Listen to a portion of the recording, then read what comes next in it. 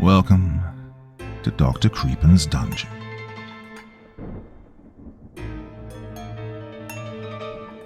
Tonight we're introduced to Fred, a seasoned restoration specialist who recalls a job unlike any he'd ever taken before.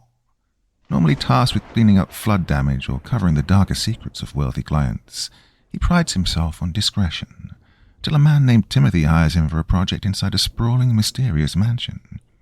What begins as just another lucrative contract quickly turns unsettling as Fred and his crew uncover stains that seem impossibly ancient, carrying with them a presence and imagery that defy explanation. As the work progresses, it becomes clear that the house is holding on to something far more disturbing than any ordinary mess. Now as ever, before we begin, a word of caution. Tonight's tale may contain strong language, as well as descriptions of violence and horrific imagery. That sounds like your kind of thing. Then let's begin. Restoration by Zithero. Part 1.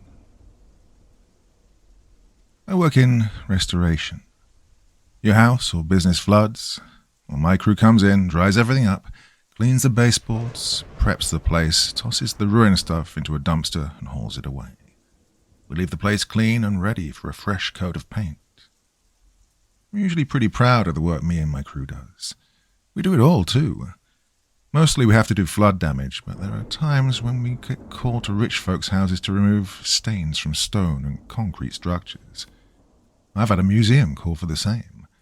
I've made a name for myself in being able to just get about any stain out of any stone. You think it's easy? Well, you think you can just scrub away a stain? Well, folks forget that marble isn't solid material. It's porous, and it sucks in liquid. That's why polish and maintenance are important. I'm not naive, though. Plenty of times I get called for red wine. Yeah, okay, I get it. You were partying with the hooker, she OD'd, cracked her coked-out head on a coffee table, and suddenly there's a pool of blood on the marble floor of your penthouse, and you can't get the stain out. Worse? Well, the wife's home next week. I've done the clean-up enough times to know a few things. 1. Don't ask stupid questions. Hell, half the time the hooker's fine or would have OD'd anyway, with or without the expensive John. No skin off my nose. If you're cleaning up the scene before the cops can show up, honestly, that's on them. I have a job to do, and I do it. 2. Don't remember these people. I'm not some guy who's going to get brought in on some indictment hearing or some stupid tabloid media circus all because I decided to suddenly have a good memory. I do a job like this. I get your address, I show up, I shake your hand, I call you Mr. Smith, and then I leave. I delete your address, and I carry on with my life.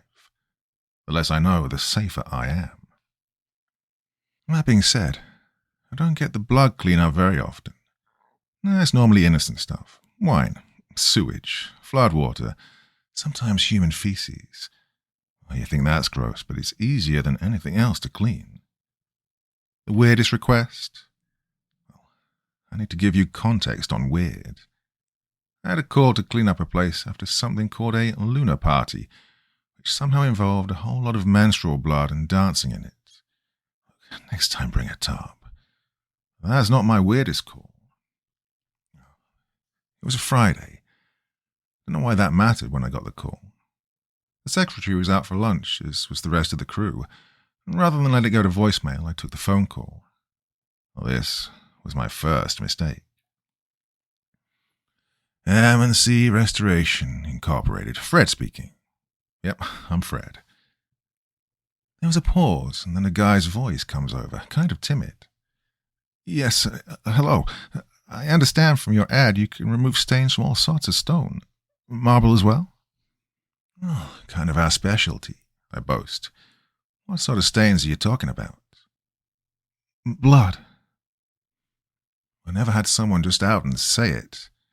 I get all the pussyfooting around here, sure. Wine, salsa, sangria. Sangria was my favorite, considering that blood is in the name. This guy just out and said it plainly. How large an area? Another pause. I'd say about, maybe 10,000 square foot. Not the property, I tried to clarify. Just the stain. Yeah, I know. You need 10,000 square feet of marble, which is stained in blood, cleaned? Yeah.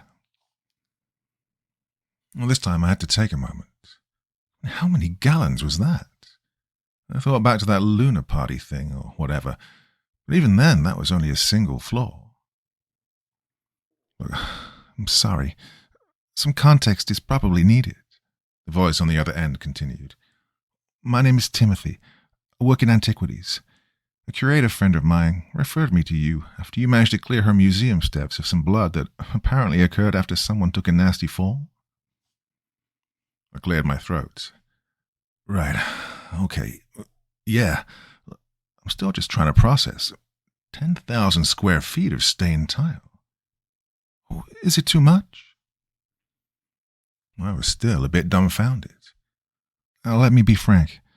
This site was the location of a rather bloody massacre some time ago.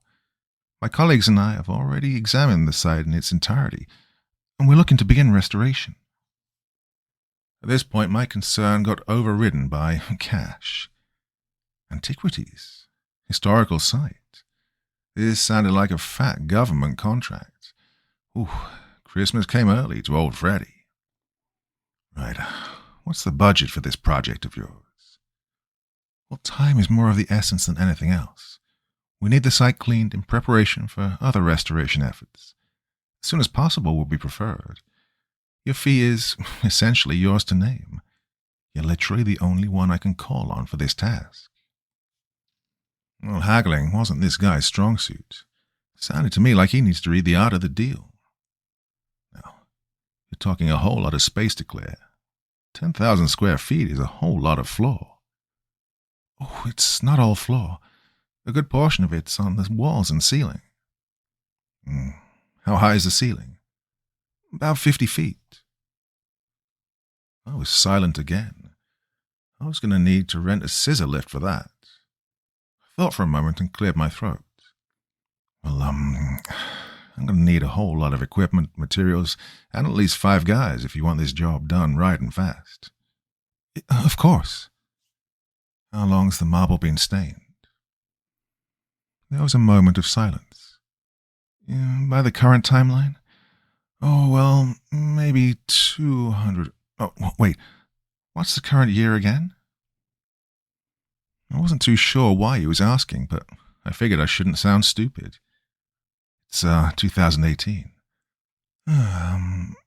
350 years, roughly. I thought for a moment, thinking about how, this being the United States, there was no way for there to be a structure like he was talking about. I ignored him and assumed he had to be wrong. Anything over a decade is as set in as it's going to be anyway. I took a breath. I can't do it for less than 30 grand. I figured he'd work on needling the price down, but then he shocked me again. Understandable. I'm assuming I can ignore a number of taxes and paperwork if I provided a cash payment. I coughed in shock, nearly swallowed my cigarette. Yeah, certainly. Cash. I'm going to have this job done and it was going to be tax-free. I felt like I'd just won the lotto. So, the job itself comes up. I've got my crew rolling to the address. The address has a huge rusted gate, chain on the front, typical of a site you're not allowed to get to. I see a guy standing about 6 foot in a black trench coat, black sunglasses, gloves, black dress shoes and slacks, black hair, and pretty pale. He doesn't say a word and unlocks the chain on the gate, pulling it off pretty quick. I thought it was a heavier gauge than he made it seem, but I was probably just mistaken, being in a huge truck and not too close to the gate. The guy opens the gate up and walks up to the side of the truck. Fred, yes? He says flatly. I nod, reaching my hand out to him. You're Tim? Timothy, yes. He shakes my hand, firm handshake, and his hair is cut short, trim, proper. Military? I ask. He nods, stepping back and pointing down past the gate, motioning with his non-directing hand to move. Definitely military, so I nod and drive up. I see a huge mansion, white and grey stone steps, old siding falling apart, boarded up windows, a messed up roof, and the entire place looks to be knocked down. Rather, getting rebuilt was apparently on the docket for today, and I was getting paid to not care. As we unload, Timothy opens up the front doors and locks them in place. He starts talking loudly. The doors need to be open at all times while you work. There's no ventilation inside. He has a pair of pretty heavy-duty doorstops on each door. From the outside, I can't see anything inside. Nothing but pitch black. Oh, you're going to need lighting, so I hope you brought a generator. I laugh while my crew unloads the trucks and sets up 2 generators, pulling down some cans of gas. This isn't my first rodeo. Yeah, so it would seem, says Timothy, and then he walks inside and vanishes into the blackness. I motion for the crew to set up the lights, and the first place we go is on either side of the door. Oh, he wasn't kidding about needing light. The boards were perfect, and the inside was absolutely pitch dark. Like the middle of a moonless dark night. I hear the generator kick on and the lights perk up a second later. That's when I see a massive white face appear out of the dark with brown drips across it. It's an angelic woman carved expertly out of marble. I swear I can see the pores on her cheeks and the split ends of her long hair. There's a second similar statue about 30 feet to the left, and it's covered in brown stains. I hear one of my guys, Chavez, speak up. My God. That's about when I got the hint something wasn't right. Chavez spoke again. Hail Mary, our Father protect us. I picked up Chavez from a day labourer's site about a year ago, and I've been paying him under the table ever since. He's either from Mexico or Honduras, and he was a good worker, so I never bothered to care, and could never ask. This is too much. This place is cursed to high hell. The blood's all over those angel statues. What is this? Chavez was rambling. You see, the reason I never could ask Chavez where he came from was that he doesn't speak a goddamn word of English. Timothy's voice soon echoed across the room, walking over the solid marble in various states of stains and scrapes. I trust this isn't too much for you or your man. I didn't actually spot where he'd come from, but I wasn't paying attention before Chavez got a smack upside the head from one of my full-timers, Pete. Hey, since when the hell can you speak English, Chavez? When the hell did you learn Spanish, Peter? Chavez asked. Timothy seemed agitated. Gentlemen, if we can begin the job now. Then he walked past us and outside. I turned to both of my men. Pete, Chavez, shut the fuck up, both of you. We do this job, go home. You all get a good paycheck, okay? No more questions. Let's get moving. Oh, this place is cursed, Chavez said before turning around and pulling in the pressure washers and detergent bottles. Well, I got up in Chavez's face now, certain he could understand me. Look, the quicker we get started, the quicker we can get the hell out of here, understand? Understood, Chavez said, still looking confused. Pete then spoke up. Hey, boss. He focused a flashlight to a portion of the floor where the stain ended. I looked over to where he was shining the light. Oh, the brown stains were everywhere, as described, but toward where one large swath of brown ended was an impression of the floor and the stuff, much clearer. The impression was of a sword, which had to have been drenched in blood. Well, the sword-shaped stain didn't bother me. It's what was apparently holding it. An outstretched arm shape, and then 2 massive wing-like stains on either side, with a human-like face profiled on the floor. Everything below the waist of the figure vanished in the largest stain across the floor. We each had an idea of what we were looking at, but we were too stunned at the sight. Chavez was the first to break the silence. "Angels died here." Part 2. I heard what Chavez said, but I don't think I was going to let it sink in. Angels don't die. Angels don't exist. Personally, I think, but that's neither here nor there. I mean, if angels existed, I'd have seen a damn miracle or two around my house. My mother was a God nut, super religious, yet nothing saved her from her car accident or stopped my father's cancer. No, there's got to be some rational explanation. I know there is. I mean, this imprint on the floor. Sure, it could be human. Timothy said this was a massacre over 300 years ago.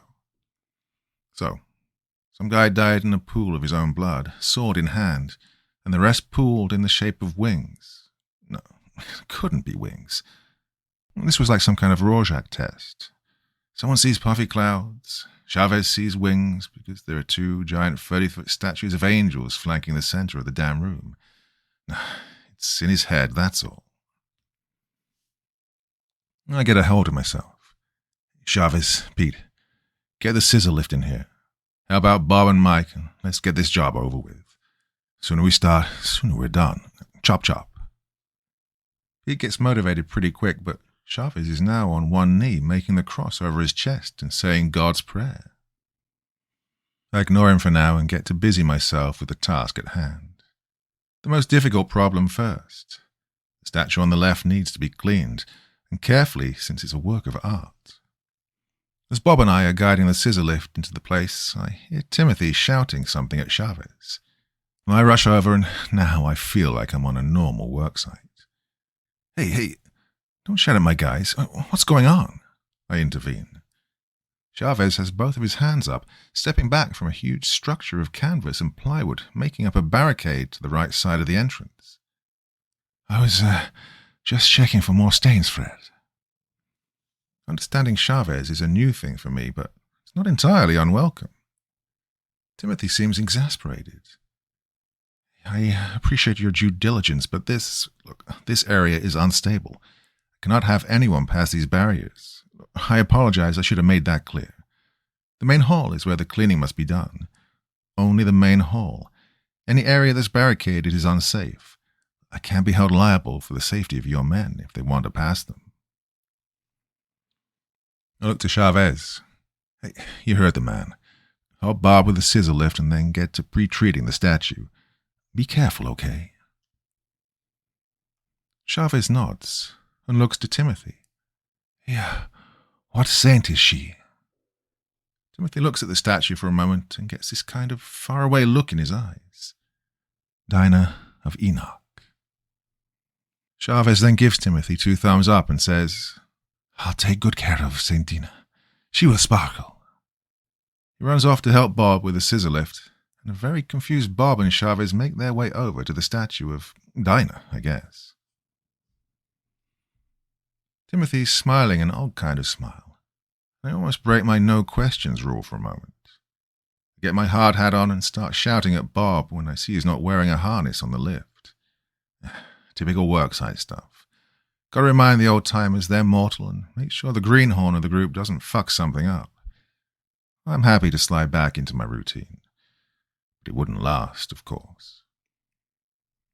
About halfway through the day, we're just about getting done with the bust of this statue. I gotta say, she's looking as good as new. Oh, then we hear a huge bang. Almost sounds like someone took a large aluminum pipe and smashed it down onto the marble.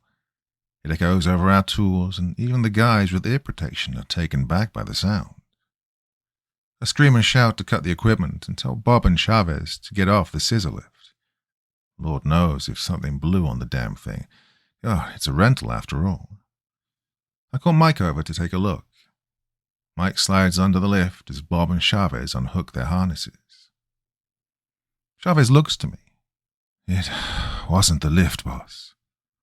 "Well, then what the fuck was it?" Chavez points to behind one of the barricades, and I spot Timothy running towards it. I think I hear him mumbling something like, "Oh, this can't be happening right now." I shout to him, "Hey, Tim, you need a hand?" Timothy shoots me a stern look and, in a pretty practiced officer tone, commands us, "No one is to go beyond this point. Something may have collapsed. If there's an issue, I'll let you know. You stay here." And then disappears behind a piece of plywood and canvas. I look to my guys and tell them to continue to inspect the scissor lift and then get back to work if everything's okay. God only knows what compelled me to walk toward the barricade at that moment. Morbid curiosity? A lapse of sound judgment? A mini-stroke? I'm still not sure to this day, but man, was this at least the third or fourth stupidest thing I did that day. I get just close enough to hear voices. There's a woman on the other side, and Timothy.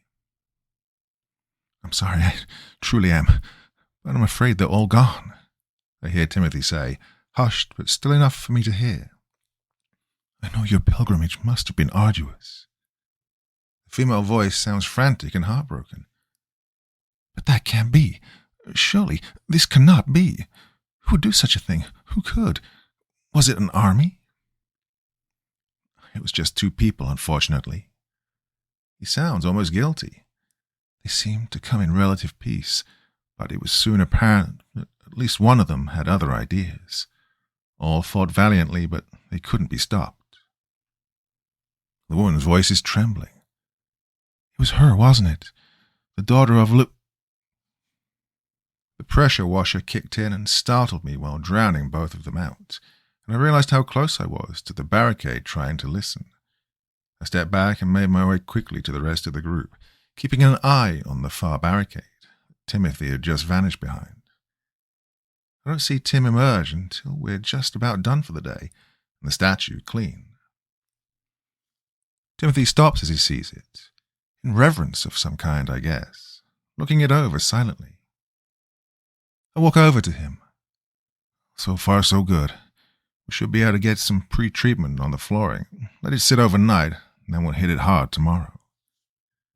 Timothy just nods. "Well, your men do swift work." "Yeah, that's what we do," I say proudly. Pete starts yelling at me from across the room. I excuse myself and hustle over. "Hey, what's up?" I look where Pete is, and he just points down. There, for the lack of a better word, is a gash in the flooring. I need to explain why this floor is unusual, more so than just having blood all over it, and more than the shape since said blood. You see, this floor doesn't have seams. It's a solid chunk of marble. I've seen some expensive walls and floors that are huge slabs, sure. It happens all the time. If you have enough money, they'll tow a mountain to your house, but this was a mansion worth of floor that, for the life of me, I couldn't find a damn seam in. Now the gash, it's almost 10 feet long, and at the center, it looks almost 6 inches deep. Even with the light, well, I can see the bottom. It looks pretty dark inside this gash. Pete looks at me. I'm going to ignore how this got here and just ask what we're supposed to do. Well, the surface scratches are easy to buff out, but this isn't going to buff out easy. I call Mike over to have a look. Mike looks it over and just runs his hand over the edges of the opening, as well as the sides. It's all stained, of course. Jesus. He stands up and looks it over. That's one clean swipe. There are no cutting marks like you get if you were slicing into it with a floor cutter. So, He starts thinking. We can toss in quickset to fill it. Get it most of the way full anyway. Yeah, we could just toss on some filler and polish, but, well, I think we can do better with some resin. Make it look a bit more natural. It's up to the client, though. This is going to cost extra. I look it over. A 2-inch wide, 10-foot long, and 6-inch deep slash in the marble certainly wasn't in the order. I look to see Timothy's already approaching us. Just the man I need to see. Timothy looks down and shakes his head. Well, she did some serious damage. Don't ask, just don't, I keep saying in my head. Well, we can fill it and get it level, maybe even make it look pretty. This wasn't in the original quote, so I'd say about another $4,000. Well, I'd feel bad if this entire job didn't feel like some crazy funhouse. Timothy just nods. Fine. Don't go crazy, just so it's level and no one trips over it. Mike heads out to get the materials we need. I drag one of the sandblasters over. The gash is smooth, and it'll need to be rougher if that quickset is going to fill it in right. Everyone gets to work while I start to blast into this thing. Then something black shoots straight up out of the gash and clatters somewhere behind me. This is why I wear a hard hat, folks. I cut the blaster and look around. It doesn't seem like anyone else heard anything. I look to what popped out of the gash and realize the gash is about 9 inches deeper now, and I can see it's still solid marble, no subfloor or dirt. Nothing is behind me but my closed toolbox. Whatever popped up must have shattered when it hit the ground, or all I saw was sand and blood popping out of the gash in the floor. I get my ear protection back on and finish up prepping the gash to be filled. We pack up for the day. The floor is pre-treated. We store the tools and such inside. I do a quick head count. I notice I'm short 1 Honduran. Oh yeah, mystery solved on that one. Chavez is from Honduras. I look around and then spot him coming out from behind the barrier. Timothy walking behind him, his hand on his shoulder. Ah, shit. I run over. Chavez, what the hell? You were told not to. Sorry, boss. Won't happen again. He's very quiet and looks to Timothy. Please, consider. I do not mind. Well, it's dangerous, Jorge, Timothy says. Discuss with me later, yes? Chavez just nods and walks off. Hey, what was that all about? I ask. Timothy just walks past me. I thought you didn't ask questions. Not when it involves one of my guys. I clear my throat. I'm sorry. Who disobeyed your instructions? Timothy glanced back at me, and with the light from the door behind him, I kind of got the best look at his icy blue eyes. I'm sure it doesn't happen again, Fred. I just nod dumbly as the red flags keep waving in my head. Just don't show up tomorrow. Take the money and leave the gear and go on your merry way. Granted, I'd only been paid half of the job, but still, it was a decent amount. We get packed up, and the crew and I head out, packing my toolbox and other small items in the truck. I notice Timothy's locking up the doors of the place and then escorts us to the gates. He closes them with him on the other side. I pull my truck up to the gate. Here, you living on site? Timothy hesitates for a moment, but answers. Yeah, I have a trailer out back. Well, see you bright and early tomorrow then, Timothy. He just nods and waves me off. I never actually paid attention to where he went from there. I turn to Chavez in the truck and ask, So, what did you and Timothy talk about? Okay, is all I get from Chavez. Oh, he has to be fucking with me. I put it out of my mind, drop Chavez off at his place. He waves as always. Gracias, Senor Fred, and heads home. I head back home as well. At home, the kids are asleep, as is the wife, and I've got my toolbox in the garage. I pop open my toolbox, as I've got to swap a few things in and out for the next day, specifically some mixing bits and the like. When I open my toolbox, however, something inside of it is certainly not a tool I've ever used. I suddenly recognize it. It's the object that came out of the gash. My toolbox was open behind me, but it must have closed when the thing slammed into it. The object's about 3 feet deep in the center, 2 feet long, and about 3 inches thick at the top, tapering to a point at the bottom. It looks almost like a wedge, and I realize it's probably blood that seeped into the gash and solidified over the years. I pick it up, and it's light, but despite my best attempts, I can't break this thing. Looking at this object in the light for the first time, well, it almost looks like a blade. Either that or the shape of the gash just shaped this thing into one. The top is flat. The bottom comes to a point. Not sharp, but it could be. Light seems to penetrate through the edge of this thing, and it's tinted deep red, and the rest appears to be black. I didn't even know blood could become a solid, but I guess if there's enough of it, it's possible. It's about 10 after 11 when I swear I hear 3 taps against my front door, as if I had a knocker or something. Well, I don't, by the way. I leave the object in my toolbox, closing it and locking it, and head to the front door. No, I'm not an idiot. I make sure to check my closet next to the door, and I make sure my shotgun's loaded. It's after 11 p.m. I mean, what psycho comes knocking at someone's door at this time of night? I open the door halfway and am greeted by an outstretched hand with a black ring on each finger, one of which was about to tap again on the door. The hand pulls back and clasps a wide-brimmed white hat, removing it from his head and lowering it to about chest level. One hand is behind him, and he's standing a good 6'3", wearing a white duster of some sort and a red tie over a black, very expensive-looking dress shirt. He has white-rimmed glasses and yellowish eyes behind them, jet-black hair that's well kept. As he speaks, it's almost like his voice doesn't match his body. His face isn't odd, but doesn't stand out, and his voice sounds almost like it comes from an old cop movie. "Evening, young man. I understand you're working with an associate of mine. Goes by the name Timothy?" While client confidentiality isn't my cornerstone, keeping my business out of my personal life sure as shit is. "Sorry, buddy, but I'm going to have to ask you to talk to me during business hours." His face falls slightly.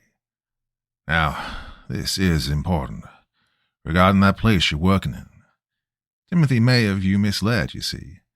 He's using this place for his own means, not prosperity." He then pulls out some kind of business card and twirls it over each of his fingers before handing it to me. I look it over. It just has a phone number on it, no other information. His other hand brings an unlit cigarette to his mouth. He inhales, smoke venting out of his nostrils. "If you were to happen across something of note, I'd be appreciative if you could contact me." "I'm not doing that. I'm not the kind to take things from a work site." Well, normally this is completely true. The shit-eating grin spreads across this guy's face, and his oddly perfect teeth almost glisten in the light on my porch. True. Be ashamed to take something that you don't understand, only to wind up dead." He cocks an eyebrow at me. "Or worse." I had it with that creep on my porch at this point. "Listen, pal. Hit the bricks, you hear me? Get the fuck off my property or I'll call the cops." I try cocking a shit-eating grin myself now. "Or worse." But I don't think it works. I mean, he stands still. I can barely tell if he's breathing. I pump the shotgun behind the door. I know there's no point to this, as I just eject a perfectly good shell, but I want him to hear that I've got a gun. It's pump action, and it's in my hand. His voice suddenly changes, or he just drops the facade, and a raspy voice like that of a lifelong chain smoker slithers out of his throat, half a whisper, half a wheeze. "Not parting with it then, eh? Well, I'll have it one way or another, for certain." The accent is hard to place. It's not quite Middle Eastern, but it's not like anything I've ever heard. I've now pulled the shotgun out and pointed at his face. "Now, I'm done with you. Whoever the fuck you are, just get out." He doesn't even flinch. He just grins more, a hissing chuckle dripping out of his mouth. "You are a fun one. Never once does your sort disappoint. Always resorting to the fire provided by Prometheus, and yet—" He pauses, eyeing the barrel of the gun, never considering where it came from. I'm not sure where he pulled it from, but he suddenly crunches into an apple he must have had in his pocket. "I suppose I'll have to reconsider. Maybe when you're asleep, like what happened to that hooker you cleaned up a few years back on Broadway." My heart skipped a beat. I mean, I don't talk about clients, and clients would never talk about me. I never go into that much detail either. I just restore shit. Well, a man of your skills is bound to clean up a homicide or two, knowingly or not. He tilts his head back, looking at me down the barrel of the gun. Cleaning up the sin left behind by those less scrupulous than yourself, eh? Oh, we've been watching you for some time. Now, for some reason, his eyes go wider. Red, Fred. I click the safety off of the shotgun and put my finger on the trigger. Get the fuck out of here right now. Another loud crunch of his apple, and he seems to mockingly throw his hands up, walking backward, keeping eye contact with me with those yellow eyes. Very well. Another time, then. You are a fun one, Red. He then turns and starts to walk off. I haven't moved the gun yet. Still trained on him. Don't you fucking call me Red, you... I realized I hadn't gotten this creep's name. The card that he gave me only had a phone number. Whatever your God-given name is. My mother always said this when she was mad. She'd shout out into phones all the time when telemarketers would give her fake names and shit. What's your God-given name? So, it's a force of habit that I picked up. I only said it when I was really pissed at someone, and this guy had me pretty livid. And bar none, the dumbest thing I apparently did all day.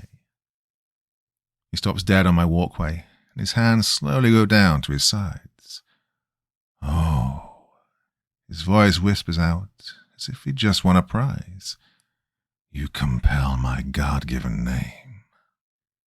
His head starts to turn toward his right shoulder, but his shoulders aren't moving, not an inch. As I watch, I get ready to shoot. Oh, I swear if his head does a full 180-degree turn, I don't care what his name is. I'll just start shooting until he stops moving and probably pump a few more rounds in to just be sure. His head stops just shy of completely turned. I can see both of his yellow eyes as he slowly places his hat back on his head. He grins, and I swear I watch his pupils dilate till his eyes look almost entirely black with yellowish rings around them. You can tell Timothy my name, too. He lets out another hissing laugh, and I swear I can hear the gun shaking in my hands for some reason. It's Belil. I don't know why, but I felt the blood drain out of my face for a moment, and the whole area got a bit dimmer, as if something were draining it of light. I stagger slightly, but regain my footing, press the shotgun butt against my shoulder tightly, as if it's somehow going to help me. He turns away from me, and as he walks off, he wheezes out. Don't forget to tell Timothy I stopped by. Another puff of smoke clouds around his head. And what I stopped by for. I pulled the gun back, shut the door, locked it, and shut the blinds. My heart was hammering in my chest as I checked the shells in my gun to ensure it had loaded. I click the safety back on and I rush upstairs to my bedroom. My wife is fast asleep as I sit on the edge of the bed, gun in hand, staring at my front door down the stairs. I swear I can hear something make 3 taps against my window, at random times, all night.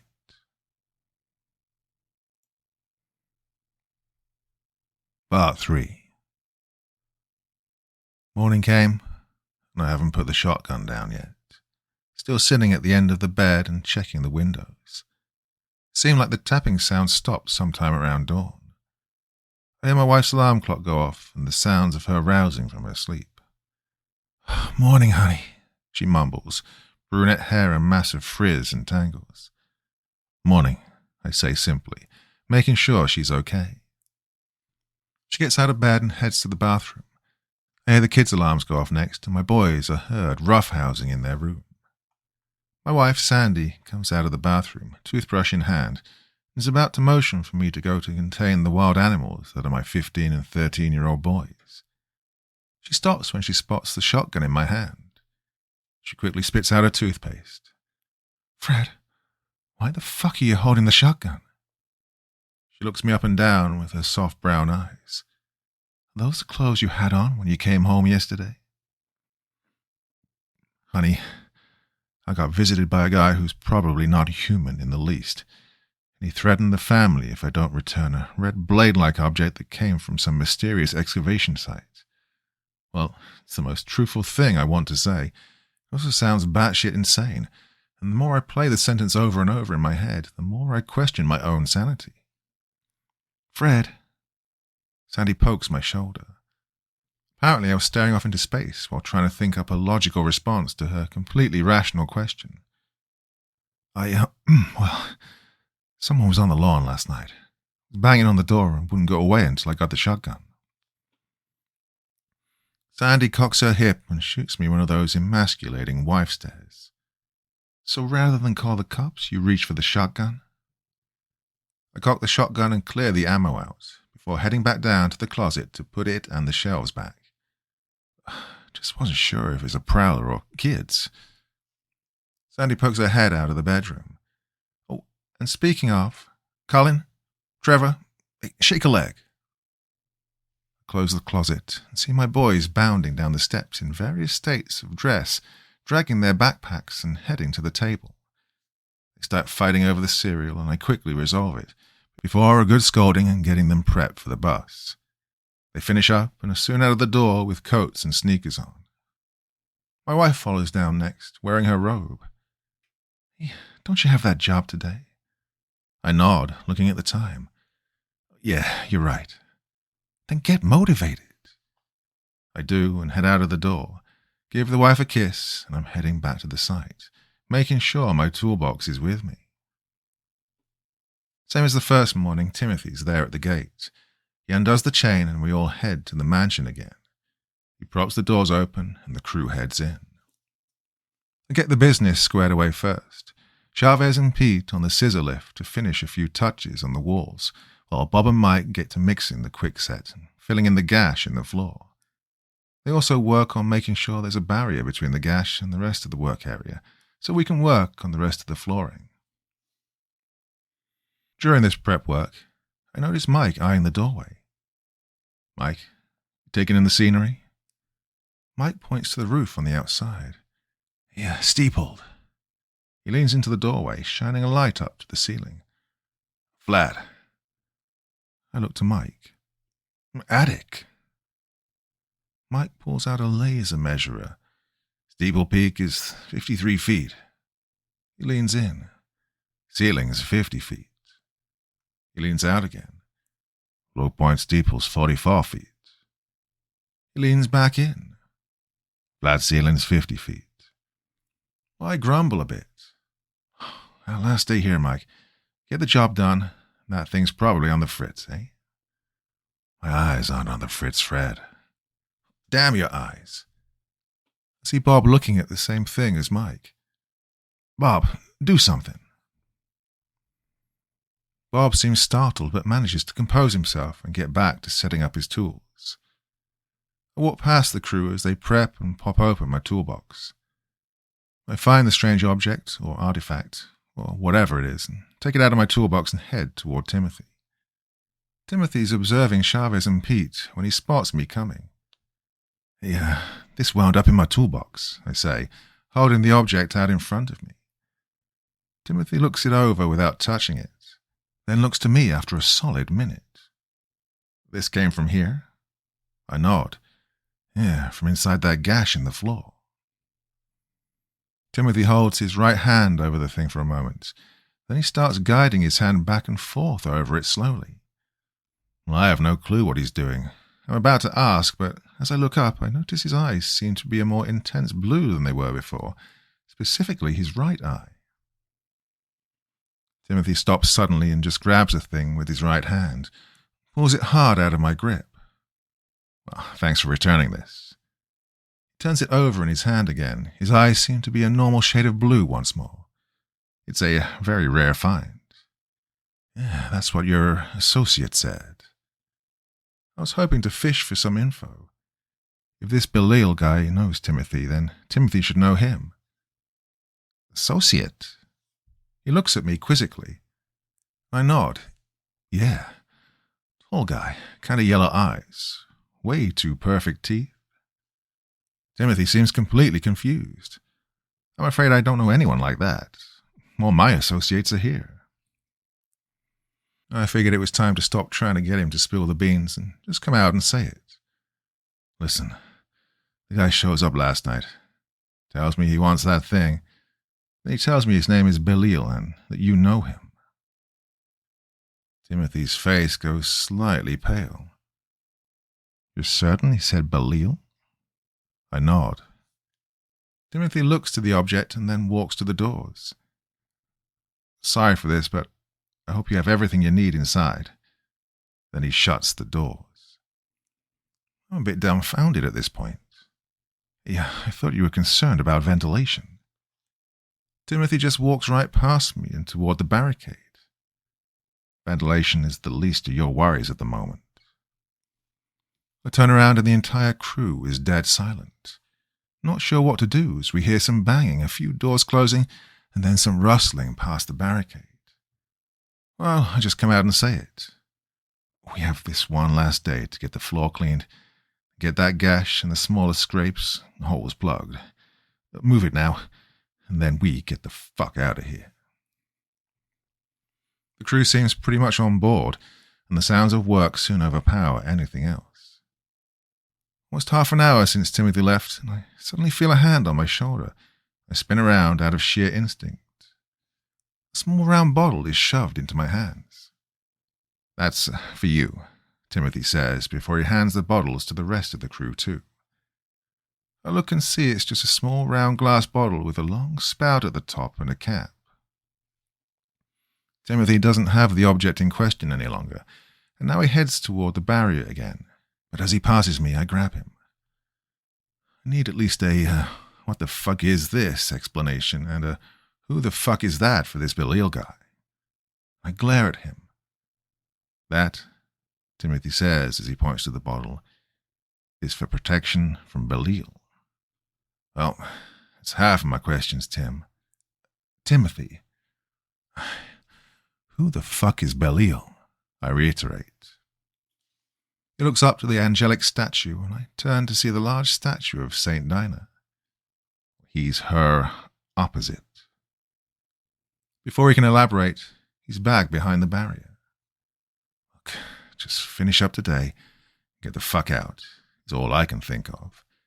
I grab a pressure washer and start working alongside my guys to get things rolling. It's the end of the day, and it's clean-up time. Timothy opens the doors and checks outside for something, and we all start loading up the trucks. Timothy looks around, seemingly satisfied. Well, this is quite excellent work, Fred. Thank you. I nod, hoping we can finish up shortly. The gash in the floor is fully repaired. It'll take a full 24 hours to cure, but you can walk across it without much issue. Cleaned up the main hall here, got the walls, statues, ceilings, and, of course, the flooring squared away. Oh, and the amphitheater, Chavez says, as he and Pete seem to be pulling equipment from the left side of the room. Pete's face is pretty pale as he walks by, but I stop them regardless. Amphitheater? Pete just looks at me and shakes his head. I sigh. Hey, Chavez, that wasn't on the order. Timothy chimes in. How did you get into the amphitheater? Oh, God. I'm never going to get out of this place, am I? So close and yet so far. Chavez happily shows us down the left-hand side of the hall and clicks on the lights. A pair of massive 50-foot double doors stand right in front of us and reach from floor to ceiling. The ceiling looks like it tapers to a dome. It's not so much that there's a pair of massive 50-foot tall double doors right in front of me that are almost 20 foot wide. No, it's what's on the damn things that bother me. Carved into the marble are pictures of armor-clad angels with feathery wings. Under their feet are various horrible-looking creatures. A few of the angels stand over said defeated creatures, with spears shoved in them.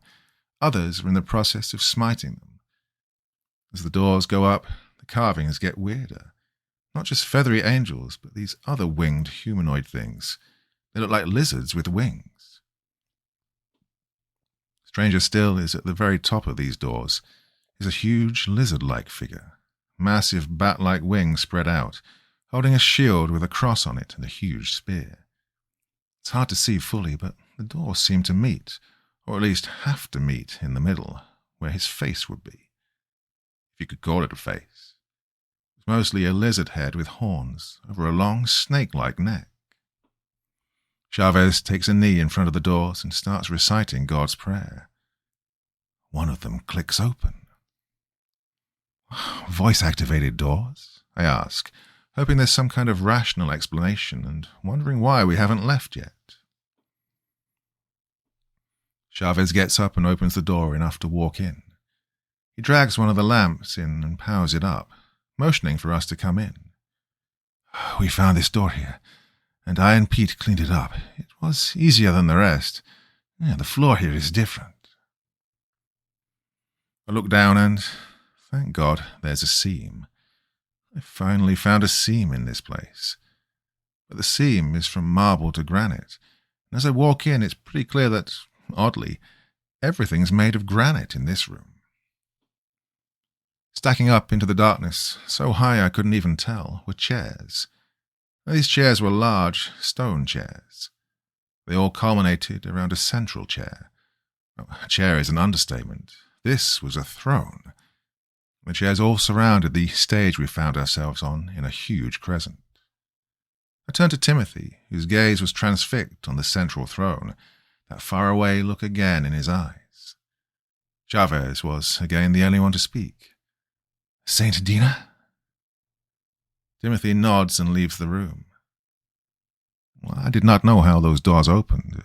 Thank you, Chavez. Click the lights off and pull the lights out, making sure everyone is out of the now perfectly dark room. Good work, guys. Now let's get packed.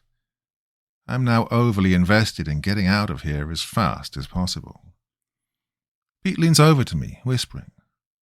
The door outside and the amphitheater doors are on the same wall, but there's no structure on the outside that could fit that. I notice this as well as I walk outside the mansion and then back inside. Pete? Yeah?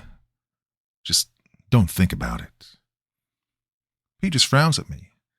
I guess that's the best. I give a final examination of the place before we kill the last of the lights, and I do have to say the place is looking nice. The white marble floor is polished to the point where I can see my reflection. The gash is sealed up and neat, and just looks like a vein in the marble. Everything's looking perfect inside, the walls, the ceiling, the floor. I give a little nod to the St. Dinah statue and head to the door as the lights are taken down. I do my head count, and once again, I'm short a Honduran. I walk back inside and find Chavez kneeling in front of the statue of St. Dinah, only the light from the setting sun reflecting off the floor to light the room softly. Hey, Chavez, end of the day, let's go. I am staying, he says simply. I notice the bottle that Timothy handed him is empty. Hey, did you drink that? I said, a bit shocked. Do you even know what's in it, Chavez? God's blessing. Chavez stands up and he just looks, for the lack of a better word, happy, like a man without a care in the world. I'm not just leaving you here, Chavez. The clan isn't going to like you hanging around here. Timothy chimes in, walking back from behind the barrier again. Actually, Chavez agreed to assist me in a few things going forward. I turn to look at Timothy. You ever think I might not want to lose a member of my crew? Chavez speaks up. Mr. Fred, it's okay. I want to stay here. I want to help Timothy interrupts. He volunteered. It was hard to say no to him. I give Chavez a look. He just smiles and extends his hand. It was nice working with you, Fred. I ignore it, though. Get your head on straight. I'm your ride.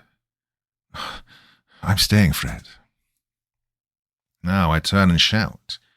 Chavez, I'm not staying here any longer, okay? I'm out, done, finished. I stopped for a second. I didn't say finished, I said finito, but for some reason it came out as English.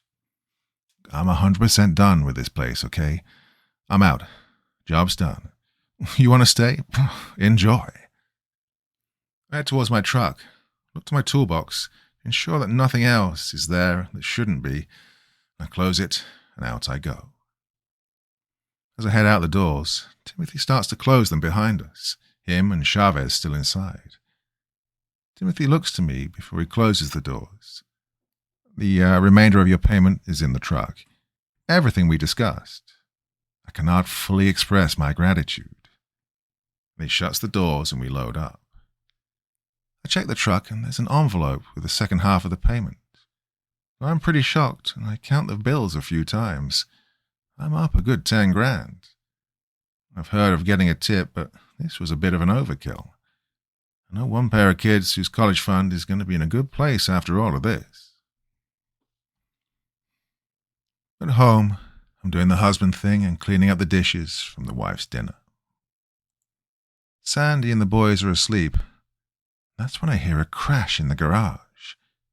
I run to the closet, grab the shotgun, and fill it with a few shells before I rush in. I'm kind of expecting him at this point. My toolbox and all the tools are strewn about all over the floor.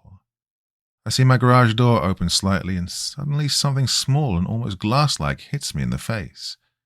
I look down to see what looks like a chunk of the object that was in my toolbox, about the size of a $50, land on the floor. That's but a pittance, Red Fred. I turn to the voice and I see glowing yellow eyes in the darkness. Not nearly what I need. I pull the gun and go to shoot, but I feel a tug against my entire body as if someone grabbed onto my sweatshirt from the front and pulled it downward. I barely take a step forward, but it's enough to get me to point the gun down at the floor. I look up as Belil's hand is dropping from being in midair, steam rising off the black rings on his fingers. Weak. Not this week, though. Another hissing laugh. He offered you protection, eh? How noble. Before I can take aim, a tool shoots off my workbench and smacks into the shotgun, which lands a few feet from me. I lunge for it, but it suddenly leaps off the floor and into Belil's hand. Belil takes the shotgun and places it against his shoulder, looking down on me, as if a little bauble could do anything against me. I try to get up, but he places his foot on my shoulder, and I can't move. You've done something very foolish, Red Fred. He's soon crouching down onto his haunches over me. You've hidden the only thing that can help me move up from a puppeteer to a god. The shotgun barrel now slides under my chin as I see Belil's face illuminated by the light coming from the doorway. But there's hope for you yet. I'm shaking at this point as I'm not sure how the tables had turned so fast. You can fix your mistake, and in return, I'll spare you and your family's lives. His voice wheezes, but not as much as it did before. He somehow seems stronger. Despite how I look, I've done quite a bit to exist in this world. Possession's normally a lesser demon's game, but the discovery of that sanguine amber... He cocks the shotgun. I could not resist. I'm sweating and slowly try to get to my feet. I'm on my hands and knees by the time I feel the barrel at the back of my head. Now this is your next course of action. You'll leave here right away and retrieve for me the sanguine amber you found. You'll bring it back here and give it to me. In return, you'll be at my side rather than in my path. Well, I swear I can hear his grin somehow. Nod, if you understand. I just nod. What else could I do? If you do not bring me the amber, if you do not return home, or if somehow you reach out to Timothy for aid, I'll go upstairs, and I'll make your children watch as I violate your wife in every way you can and cannot imagine. I clench my fists. If you lay a hand on her, I'll... You're what, mortal? And I hear the safety slide off. Bleed on me. I relax, and I hear the safety slide back as the gun clatters to the floor. You're on the clock, Freddy. I look up, and the garage is clean. The door isn't open. There isn't even a sign that I dropped the shotgun, as it's sitting neatly on my workbench.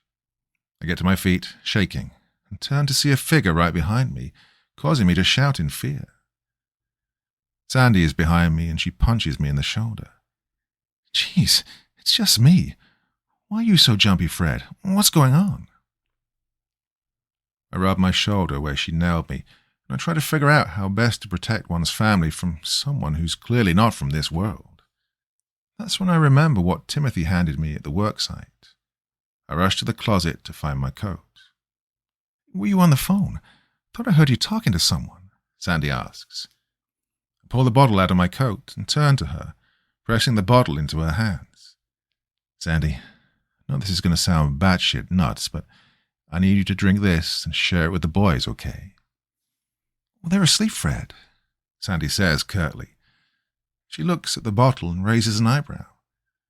This isn't some random point where you poison us all and run off to Malibu with some bimbo, is it? I grab her by the shoulders, looking her dead in the eye. I'm asking you to trust me. Just drink half the bottle, split the rest with the kids, okay? I need you to do that for me right now. Just drink half. Sandy's clearly worried now, but she undoes the cap on the bottle. Okay, Fred, okay. Just calm down.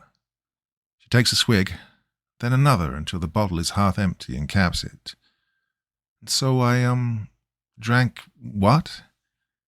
She trails off and suddenly closes her eyes, opening them again and looking right into my eyes. Oh, wow, that's probably the best water I ever drank. I nod. Make sure you give it to the boys, okay? I left something at the worksite and I need to go get it. Sandy just nods. Hey, I love you, Fred. I let go of her shoulders. I love you too. Just make sure the kids drink that and keep the doors locked, okay? Don't let anyone inside. Sandy just nods again. Okay, Fred, look, be careful.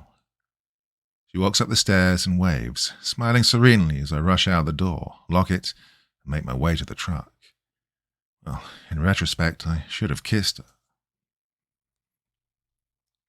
I was driving swiftly, fast enough to be a little worried, but not fast enough to get pulled over. I got to the gate of the worksite in roughly an hour, which was pretty good time from my house. I saw the gate wasn't chained up anymore, which seemed odd because Timothy had to undo that chain every time. Did he never leave the mansion after they closed the doors? I drove down the driveway and hit my brights, knowing it might be dark in that main hallway, and I ran to the doors. Timothy, open up. I slammed my fist into the door. Damn it, Timothy, open the damn door. I look to see there's no padlock on the door and jostle the old doorknob, swinging the doors open. Jarvis, Timothy, I shout into the empty room, expecting an echo, but I hear no such sound. I'm hit with a musty scent, the smell of rotting wood and mildewed fabric. I look around, pulling out a flashlight. The boards are letting light in from the front. There are no statues, no marble floor, just a set of collapsed staircases and a rotting subfloor with a few ripped and torn rugs and graffiti. I take a step outside, just to confirm it's the same place, then peek back inside.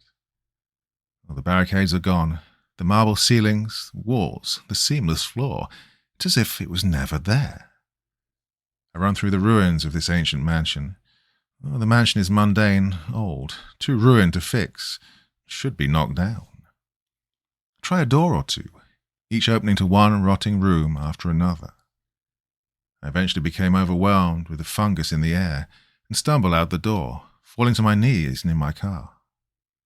As I tried to catch my breath, I also tried to figure out what the hell was going on. I turned to look at the old mansion behind me. I could only think of one thing. The site we were working on was gone, or was never there in the first place, and the amber was gone with it.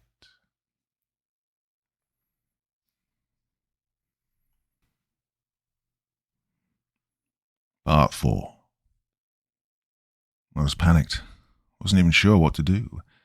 Timothy was a don't ask customer, so I had no contact info saved, no way to reach him, not even a cell number.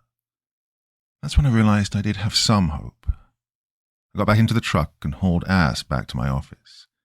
I could get there in about 20 minutes. I could check the caller ID and maybe reach him that way. I zipped out of the long driveway and got moving as fast as possible, leaving the gate open. I don't even think I closed the doors to the old mansion. I got to the office in just under 15 minutes. I fumbled with the lock, having to stop myself for a second and then calmly get the key into the slot. I pulled the door open and rushed to my desk. I hit the call history on the phone and I finally got a number. Out of state, sure. It was from New York, which was fine, and probably the right number. I hit the speed redial while jotting the number down. My stomach dropped when it went directly to voicemail, and I heard the message on the other end. You've reached Major Timothy Crestfall. Please leave a message and I'll get back to you shortly. Godspeed. I hadn't caught my breath by the time the beep occurred. Timothy, please, you need to call me back. Belil's threatening my family, my wife, the kids. Gave them that water you gave me, but this guy, he's... Oh, I don't think... Well, should I say it out loud to make it real? I don't think he's human. Help me. I hung up and tried to call again, direct to voicemail once more. A random thought runs past my frantic mind. And he's a bit young looking for an officer, right?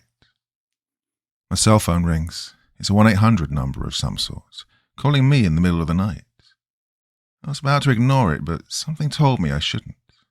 I answered the phone. This is Fred. Who's this? There's a crackle on the other line. I think I hear something like a scream before it cuts out entirely. A young man is on the line, and he sounds shaken. Sir, are you Fred Macchione? Yes. Who is this? This is your home alarm central monitoring. Sir, we're getting alerts that multiple smoke detectors have alarmed in the home. We've contacted the fire department, but we're not able to reach anyone in the house via the front panel. Are you at home at the moment? I feel a little dizzy, but I stand up regardless and make my way to my car. Oh, God. Have you tried my wife's cell? Yes, sir. We've attempted multiple times. Are you home? No, I'm not home. Well, the fire department's on its way, sir. Do you need me to stay on the line with you? No, I'm going home. I jump out of the office, leaving it unlocked, and I get in the truck. At this point, I don't give a single solitary fuck about speed limits. No, I'm flooring it. I'm not even paying attention to the speedometer until I look in my rear view and I see police lights. I pull over, shaking, not even sure what's going on. What's happening with my family? I keep thinking that they're going to be safe, and I gave that holy water stuff to them. They'd have to be alive and well because of that. Well, Chavez called it God's blessing. A tap against my window and I roll it down quickly. The cop is a gruff-looking, heavy-set black guy. In a hurry. My voice cracks and I try to compose myself. Officer, I got a message from my alarm company that there are smoke alarms going off at my house. I've got about 20 minutes to get there. I need to pass on this. The officer puts his hand out. License, sir. I curse and hand him my license. I hear him actually running to his car. I contemplate just speeding off right then and there. Scenarios going through my head of him shooting out my tires or turning the entire thing into a police chase. My train of thought is broken when he runs back to my window, giving me my license. Right, follow me. Try to keep up, sir. What? I'm confused by this. I'm giving you an escort. I think I went pale at this point. The cop puts his hand on my shoulder. Sir, do you need me to give you a lift? I look to my shaking hands and just nod dumbly. He opens my truck door, takes out the keys, and undoes the seatbelt. Before I know what's going on, I'm in his squad car, and we're speeding down the streets with the sirens blaring. I hear the radio chatter come in and out, but I can barely understand it. He grabs his radio. Car 314. Got a resident of 335 Locust Street en route to the scene. The scene? Well, I'm still in disbelief, shock, and can barely tell when we're on my street and the car finally slows down after it was done running every red light and every stop sign. The car comes to a stop, and I scramble out of the car. I'm half blinded by the sea of emergency vehicles, ambulance, fire, and other cop cars. I think, briefly, that at least the alarm system did something after 10 years of a monthly subscription. The heavyset officer is already out and parting the onlookers in front of me, stepping past the caution tape. He says something to the other officers as I wander onto my front lawn. I stagger onto the lawn to see the smouldering remains of my home. Firefighters are working to put one of the fires out. I look around frantically, trying to spot Sandy and the boys, and eventually I find them. 3 body bags are on the lawn, sealed. 2 smaller forms inside and another that reminds me of my wife when she'd hide under the sheets. I feel pain in my knees suddenly. Apparently, I fell at seeing them. I feel a pair of hands on my shoulders, another roughly handling my arms and hefting me up. My legs barely function as I'm led to the back of an ambulance. The heavyset officer helps me sit down in the back of the ambulance. Through all the white noise, I see a very bright light in my face, and a voice slowly, finally comes through. "Can you hear me, sir?" A young black woman is in front of me with an ophthalmoscope. I blink, finally, shaking my head. "Yeah." She moves the bright light back and forth, and I start to come out of my funk. I look to the pavement. They didn't make it out, did they? Her tone is emphatic, but practiced. "I'm sorry, no. We did everything we could, but by the time the fire department was even able to reach them, it was too late." I do my best not to just burst into tears, but they come anyway. I suppress a sob and try to swallow it down. I blink a few tears out of my eyes, and I hear the female EMT walk away. I hear a few male voices approaching. "That's him. Okay, I've got it from here. You can fall back. Might get, ugly, you know." I shake my head, knocking a few tears out. Cops are going to be asking me questions, and I need to be composed. I try to dry my eyes, but it doesn't work. I feel the ambulance shift slightly as if someone is sitting next to me. "Mr. Macchione." I nod, eyes still downcast. "I'm Detective Benjamin Leibel. Got a few questions to ask, mostly regarding your whereabouts prior to the fire." "Smoke?" A pack of cigarettes is offered. I take one, accept the light, and take a deep breath. I'm about to say something when I think about how odd that name sounds. I hear a wheezing snicker, and the voice changes to one I'm far too familiar with. "I'm kidding, Freddy. I know where you were." My head snaps to my left, and I see Belil. He's sitting right next to me, black hair slicked back above his pale face, yellow eyes and 2 white teeth.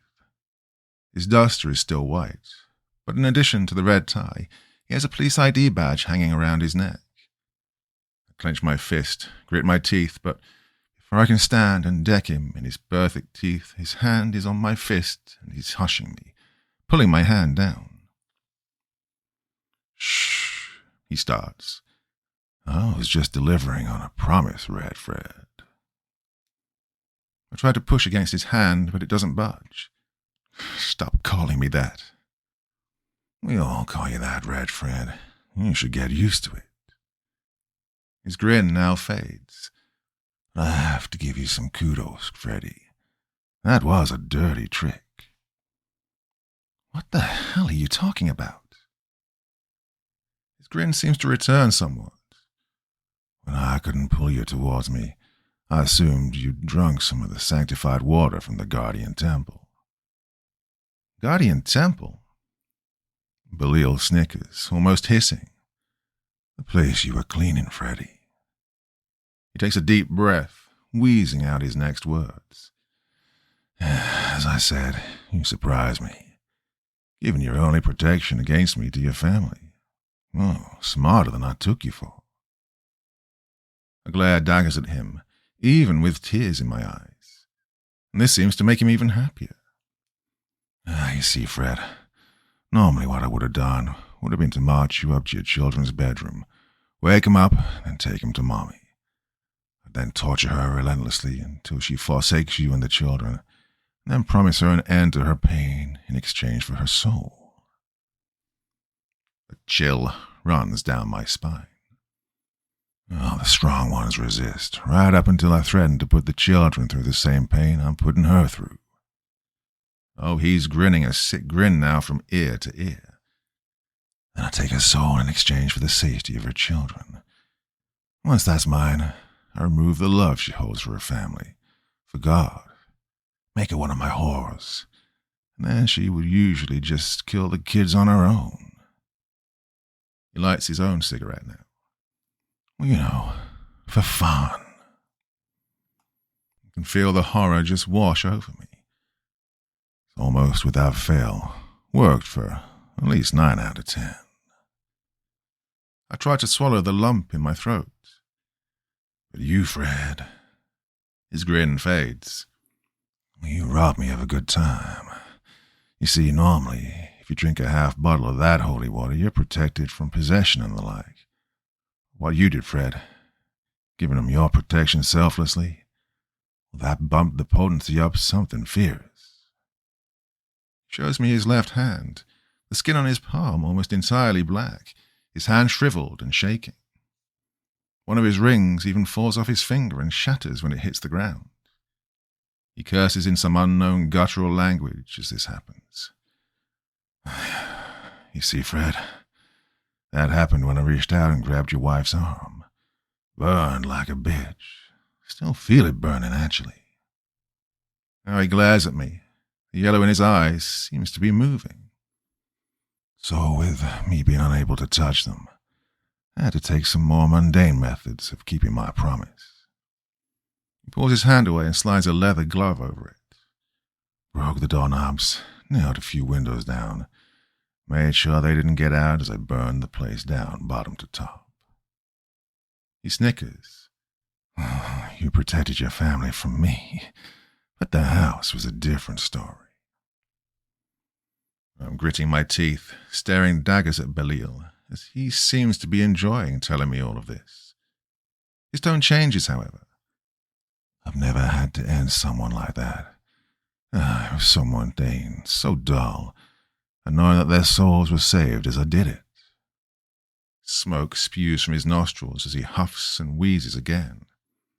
Oh, what a nasty taste to leave in my mouth, Fred.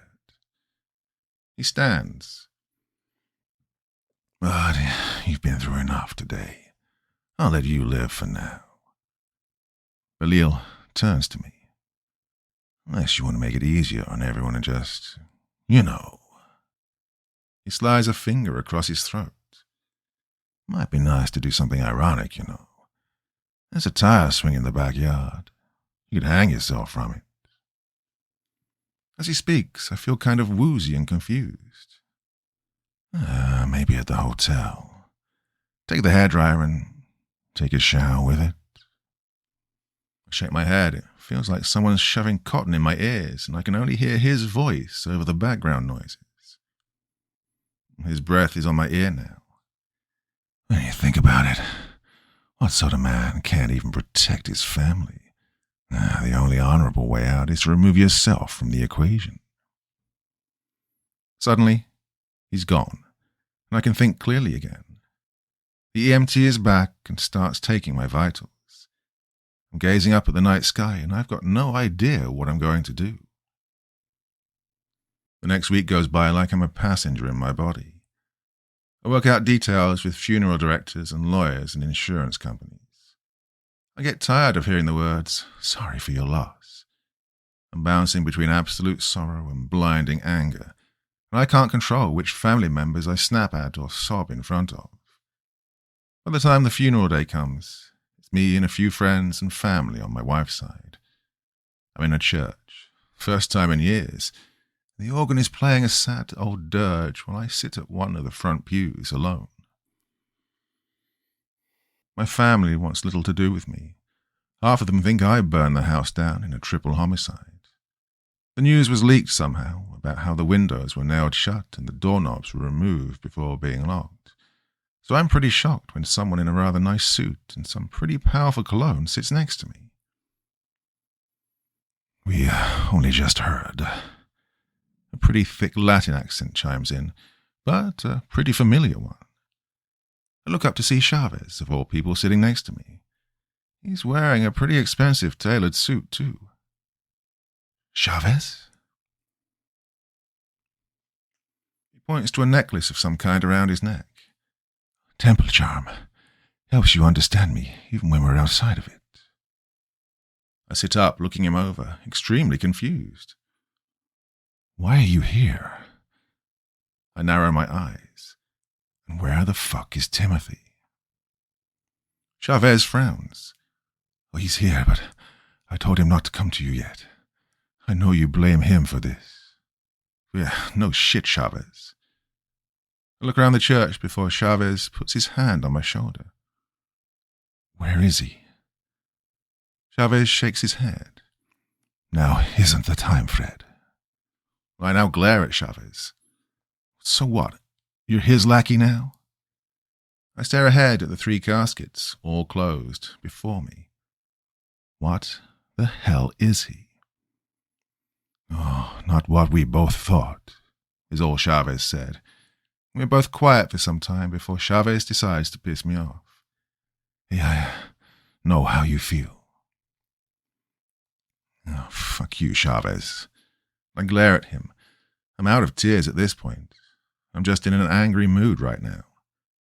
You know how I feel? Sandy and the boys didn't deserve this.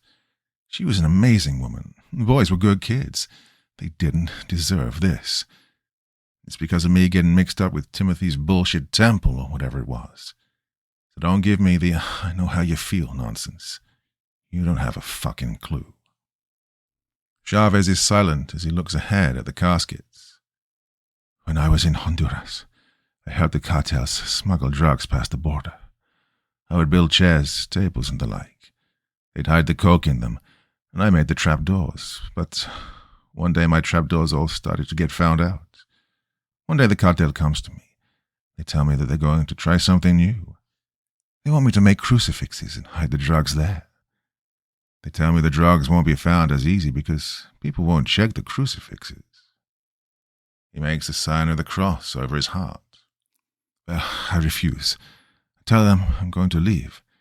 I promise not to tell the police, but I tell them I'm done. He turns to me, hands now clasped in his lap. The next day I wake up with a bag on my head. Well, I think they're going to kill me, you know. I make my peace with God and accept my fate. They bring me to a river. Along with it, they have my mother, father, wife, my daughter, all lined up. His normally happy face turns mournful. They don't even give me a choice. They execute my family in front of me and throw them into the river. They tell me, you live for the cartel, or you die for the cartel. I just look away at this point. Chavez leans back in the pew, now looking to me. You get to bury your family, Fred. Be happy for that. I'll never have that right. It was taken from me. I turn to him. Well, his story is probably worse than my own. Not that I'm weighing tragedies or everything. Chavez, I ask. You never answered me. Why are you even here right now? Chavez looks around as if searching for someone. Fred, you always helped me out. You gave me a job, gave me a ride to my place when I needed it. Chavez gives me a sympathetic smile.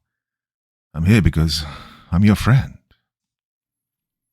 As a man, I usually leave crying for the macho stuff. Grand Canyon and funerals. Guess this was an exception, though.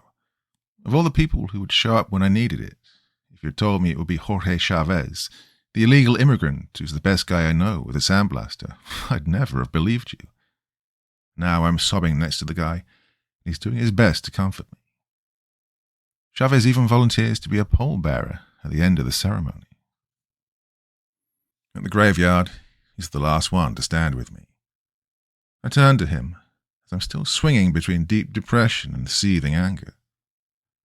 Chavez, how can you still believe in God?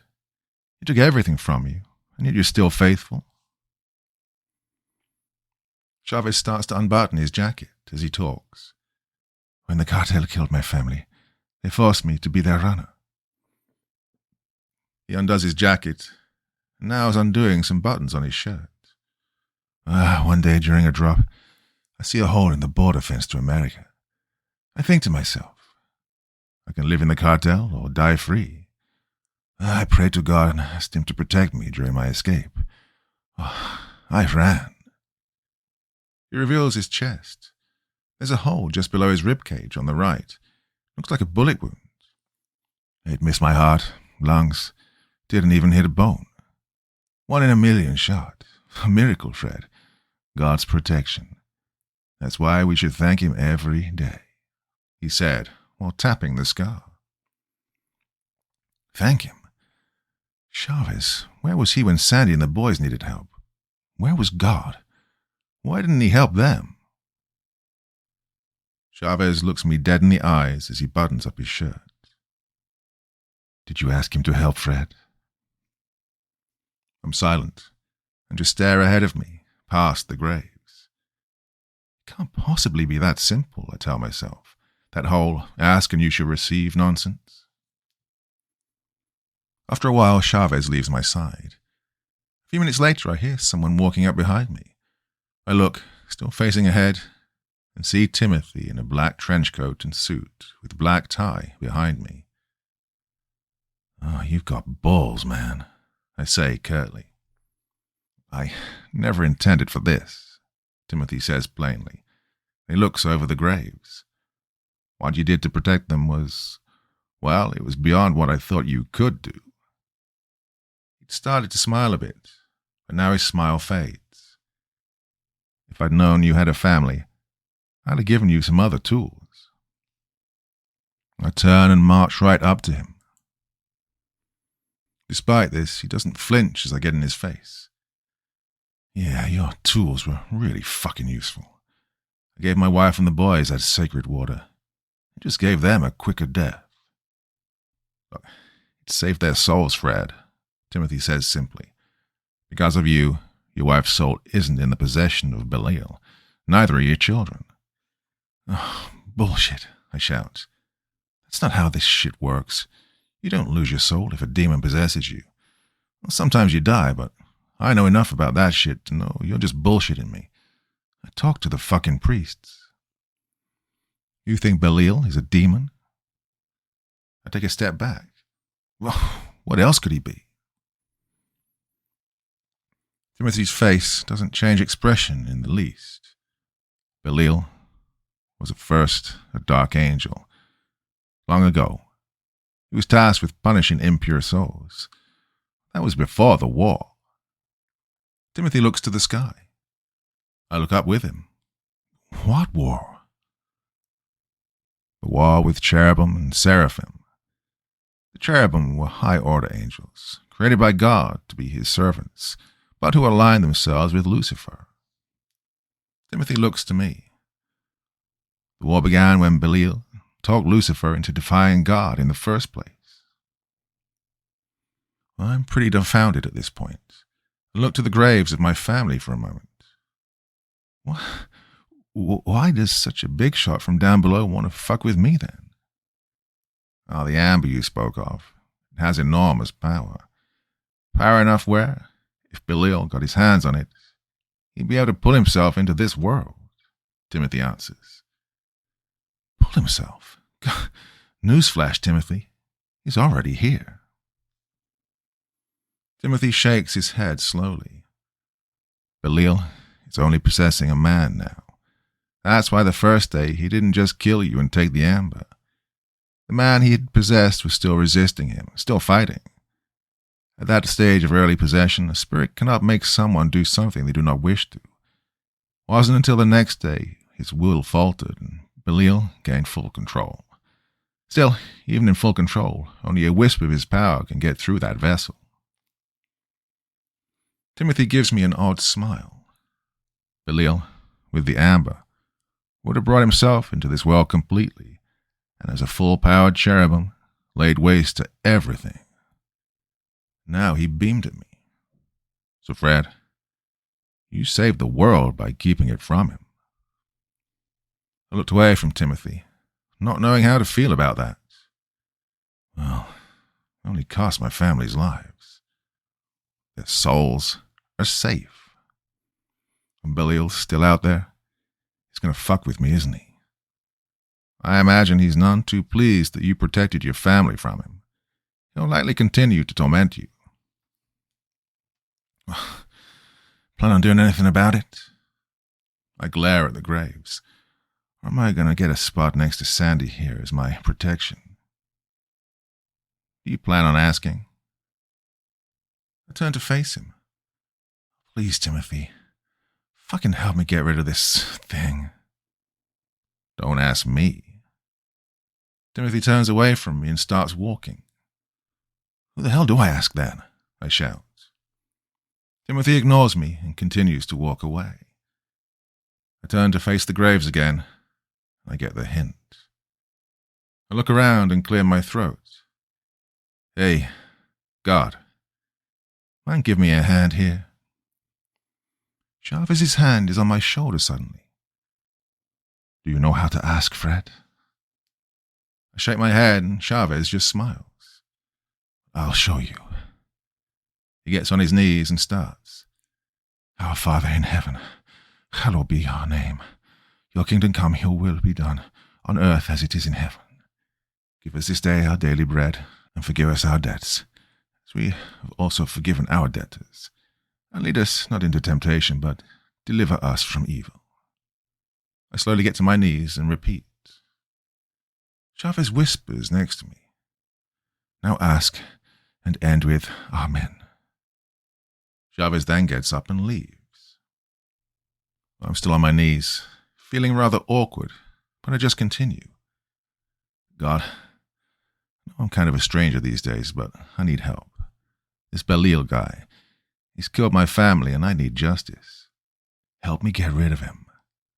I hope that's enough and finish. Amen. Suddenly I hear a deep voice above me. Fred Macchione. I look up, seeing only the silhouette of a male figure above. God? I'm suddenly pulled up onto my feet, and I see several officers as well as a detective who said my name. The guy looks like an off-season weightlifter who's been shoved into a detective's uniform. The black officer's head is bald, and his voice is deeper than I'm used to hearing. Well, never been called God before. Well, for you, might as well be. You're under arrest for suspected murder, arson, and conspiracy to commit insurance fraud.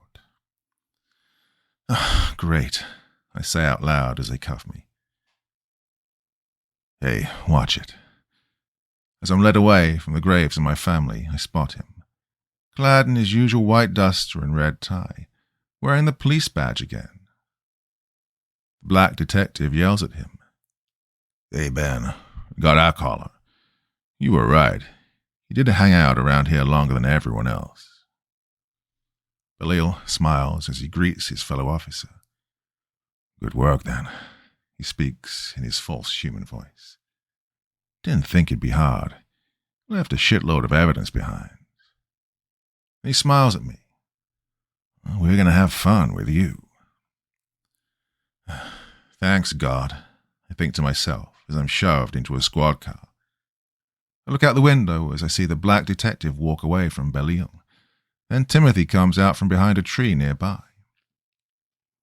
Timothy stares Belil down, and Belil turns to face him. They contrast each other oddly, Timothy in his black trench coat and Belil in white. Not the right matchup, I think. They say a few things to each other, though I can't really hear too well. Leave is what I can make out from Timothy. Belil seems to laugh, but I can't hear what he's saying. Watching his lips, it looked like he says mother at some point. Timothy seems to narrow his eyes and get serious. Oh, kick his ass, Timothy, I think to myself as I watch with bated breath as the two square off in the graveyard. Timothy seems calm and collected. Belil is grinning from ear to ear. I look back and forth between the two. My heart skipped a beat with what happened next. Belil makes a sudden step towards Timothy in a rapid jerking motion, and then falls back to where he was. Timothy flinches, causing Belil to laugh before turning away and walking back to an unmarked car with the other detective. Oh, great, I think to myself. My guardian angel is a pussy.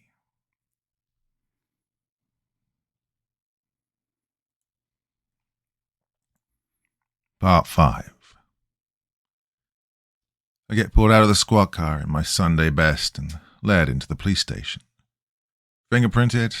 Great. Mugshot? Awesome. Pat down? This day is going great. I started off by burying my family, only to get arrested for their murders in the evening. The pat down is a bit odd. The officer who's doing it stops at my coat pocket, doesn't pull anything out, just waves me by after removing my wallet. I'm finally plopped into an interview room. There's a little two-way mirror about 2 feet square, a table, 3 chairs counting mine. I notice they're bolted down, which makes sense as I'm sure they don't want folks going full Jerry Springer when being interrogated. I start to contemplate how I wound up here, thinking about where everything's been going and how. Think of a way I can maybe convince the detective who arrested me that his partner isn't who he seems. Could that work? I think of scenarios where, if he was convinced, what would happen? I know Belil can move objects. I saw that firsthand. Something tells me if I hadn't been handling highly sacred objects, he'd be able to pull me too. If I blew his cover, would he just kill us, everyone in this place? Or worse, would he kill his partner, a la Darth Vader, force choke, and spin another frame job on me? Should I even count Belil as a heel? Should I just be using it? Despite all this, I'm feeling oddly calm when I see both of them walk into the room. The black detective sits down and clicks on a recording device which is embedded in the wall. So, Mr. Macchione, I'm Detective Aaron Brown. Just want to ask a few quick questions, and then we can all go about our day. I look to Belil, who's letting his partner do the talking for now. I'll be happy to answer them, but I'll say this much. I did not murder my family. Detective Brown just nods and smiles. Of course. He looks down to a file folder, pulling out a piece of paper. So, the day of the events concerning your family's tragic demise. Where were you? Belil is smiling wickedly. I was visiting a worksite, and then my office. I was looking for some equipment I'd left behind. I say plainly. I'm not entirely lying, after all. This worksite. How far away from your house was it? Detective Brown continues. About an hour, I say simply. Why in the middle of the night did you feel the need to check for this equipment? Why couldn't it wait till morning? Didn't have an answer for this, and I tried to think of something that wouldn't immediately put both Belil and Detective Brown at immediate odds with me. I wanted to try and survive this interview without being in jail, which seemed unlikely at this point. Well, your demon-possessed partner over there sent me off to get an unholy object, or else he was going to slaughter my entire family. Well, while truthful, probably this would make him think I'm fucking around with them. Despite that being the truth, I decided to stick with my lie. Well, I was afraid it might get stolen. It was pretty expensive. Well, that makes sense. Now, what piece of equipment was it, if you don't mind me asking? Of all the cops in all the world, I get the one competent bastard that can smell bullshit from a mile away, don't I? Remember, folks, get your life straight before you're in the hot seat. It was a sandblaster, a fairly large one. Well, at least a couple of grand for that, right? Wouldn't look too good on the old expense report if it went missing, the very accurate detective asks. I nod, and I have a good idea where he's going with this line of questioning, but I'm hoping we don't get there. This job was on a Monday and Tuesday, about 2 weeks ago, right? I nod. It's very interesting. Belil now interjects. Why is that interesting, Aaron? Detective Brown looks to me now. Feel free to explain why I find that interesting, Mr. Macchione. Because my schedule at the office don't say I had a job that day, I admit. Hoping some honesty can be appreciated. The detective bangs his pen on the table 3 times. We have a winner. He leans over to me, getting uncomfortably close over the table. Your usual crew also doesn't say you had a job. I say what I'm about to say knowing I'm going to start treading some deep water. There was a job, but the client preferred to be non-public. Non-public? Detective Brown's playful smile fades quickly. You know, every time I get a prick like you, one of these, I can be culpable if I don't know what happened, assholes. You always have another word for it. Confidential. On the down low. Under the table. Discreet. Exclusive. But non-public. Well, that's a nice way of putting, my client's probably dealing with some criminal shit. I don't want to know about it. The detective leans back in his chair. What do you say, Mr. Macchione? Am I in the ballpark? I'm quiet now, waiting. I glance to Belil and catch his shit-eating grin. I'm starting to sweat and there's nothing I can do to stop myself. We had some forensic accounting done on your business, Mr. Macchione. Pretty preliminary stuff, you know. He leans over toward Belil. Should have gone under about a year ago, or at the very least, you should have fired someone. Belil now interjects. Now, dealing a few jobs under the table here and there isn't a big deal, but $100,000. That's a shitload extra stuffed into your accounts, Detective Brown says slyly. I look to Belil. That's not how much I have in my business, at least not in the bank. Timothy's case was the biggest score I'd had in months, and this year the under-the-table stuff didn't come close to making up the difference. Not between all the expenses, equipment, and so on that I had to pay. Did Belil know something? Did he do something? I literally have no idea what you're talking about.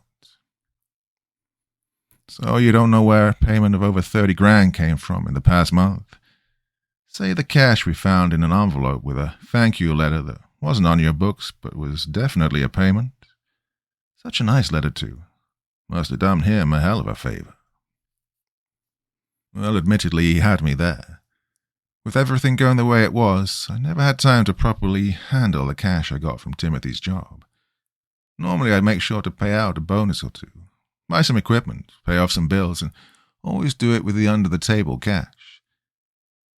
I suddenly had an epiphany, because maybe Belil didn't do anything but crunching the numbers of what I'd done that year. He did have 2 cleanups, but they weren't as high profile. They did overpay, though. I'm sweating more as I think about whether or not I'm a good person after all. Here I am thinking about how my money laundering didn't go over so well, and I think the average kid dealing weed on the street corner could do a better job. Well, this accounts for this year alone. Our guys are sifting through your books as we speak. We keep on finding gaps in payments and bills paid that never should be paid. Detective Brown cracks his knuckles. Somehow, I do not think your non-public clients would appreciate us digging through their dirty laundry. Might get ugly for you, especially if you're on the outside. Well, that's the stick. Now this guy is going to give me a carrot. Of course, we could just skip all that. You can tell me, honestly, what happened to your wife and kids. Why the doorknobs were found removed, and why the windows were nailed shut. I'm quiet while I think of a way out. But then I hear Belil's human voice. Hey, Aaron, why don't you step out and have a coffee? I'll turn that thing off and I'll have a word or two with him. Detective Brown looks to Belil. Ben? He clicks off the recorder. I can't have another charge against you for roughing someone up during interrogation. Belil just nods. It's okay, Aaron. Just step out for a second. It'll be fine. Detective Brown stands up and leaves the room. I'm pretty sure about half of all that was normal good cop, bad cop setup. But with Belil alone with me in the room, I'm pretty sure I got the good cop, satanic cop game played on me. Belil wheezes in his normal voice. That was dull and boring, wasn't it? He leans back in his chair. Do they still do the chair here, or just lethal injection? I narrow my eyes on him. Lethal injection is fun. A lot can go wrong. Belil's eyes are on me as he leans back, grinning. You can feel your heart and your lungs start to shut down sometimes. I adjust myself nervously in my seat and suddenly feel something in my jacket pocket. My hand discreetly checks it while Belil leans back in his seat, looking to the ceiling lights. It's round, cold, and I feel a cap. I try to hide my excitement. It's the same type of bottle that Sandy and the kids drank. I wonder what it would do if I doused him in it. I also wonder how it even got into my pocket, but I'm much more concerned with what to do now that it's there. You know, beheadings were technically more painless. He looks me in the eyes now. Yeah, I miss beheadings. He moves his now healed left hand up to his temple, resting his head on his hand. I notice he's only sporting 3 of his black rings.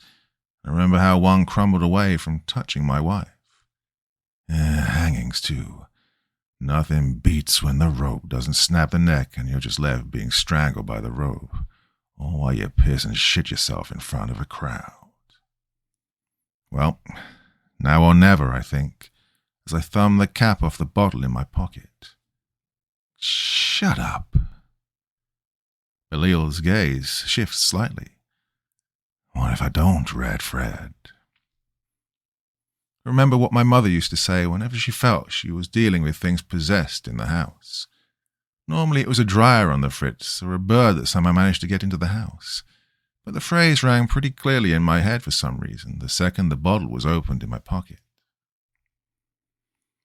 I hoped I wasn't going to look like a complete moron if this didn't work.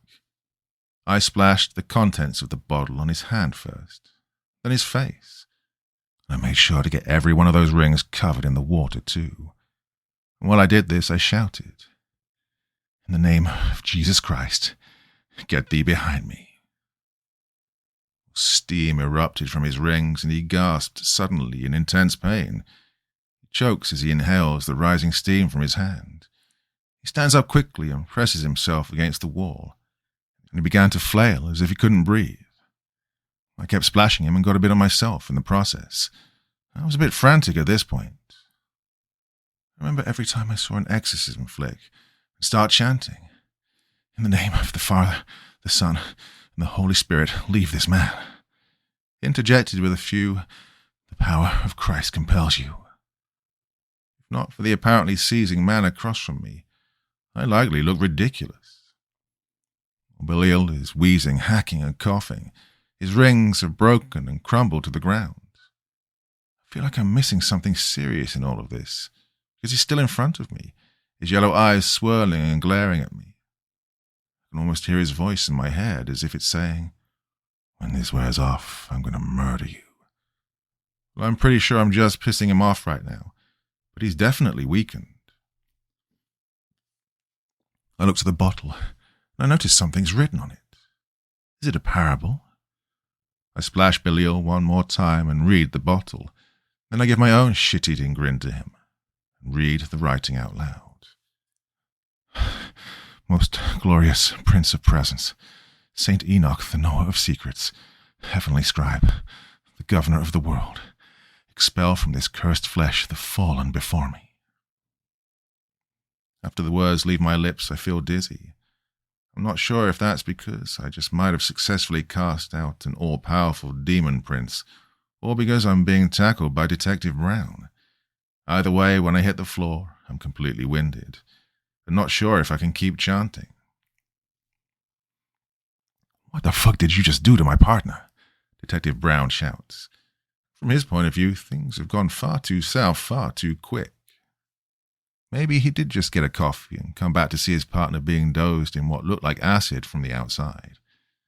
Both of us are distracted, however, as the screams coming from Belil change pitch. Suddenly they go higher, shrieking.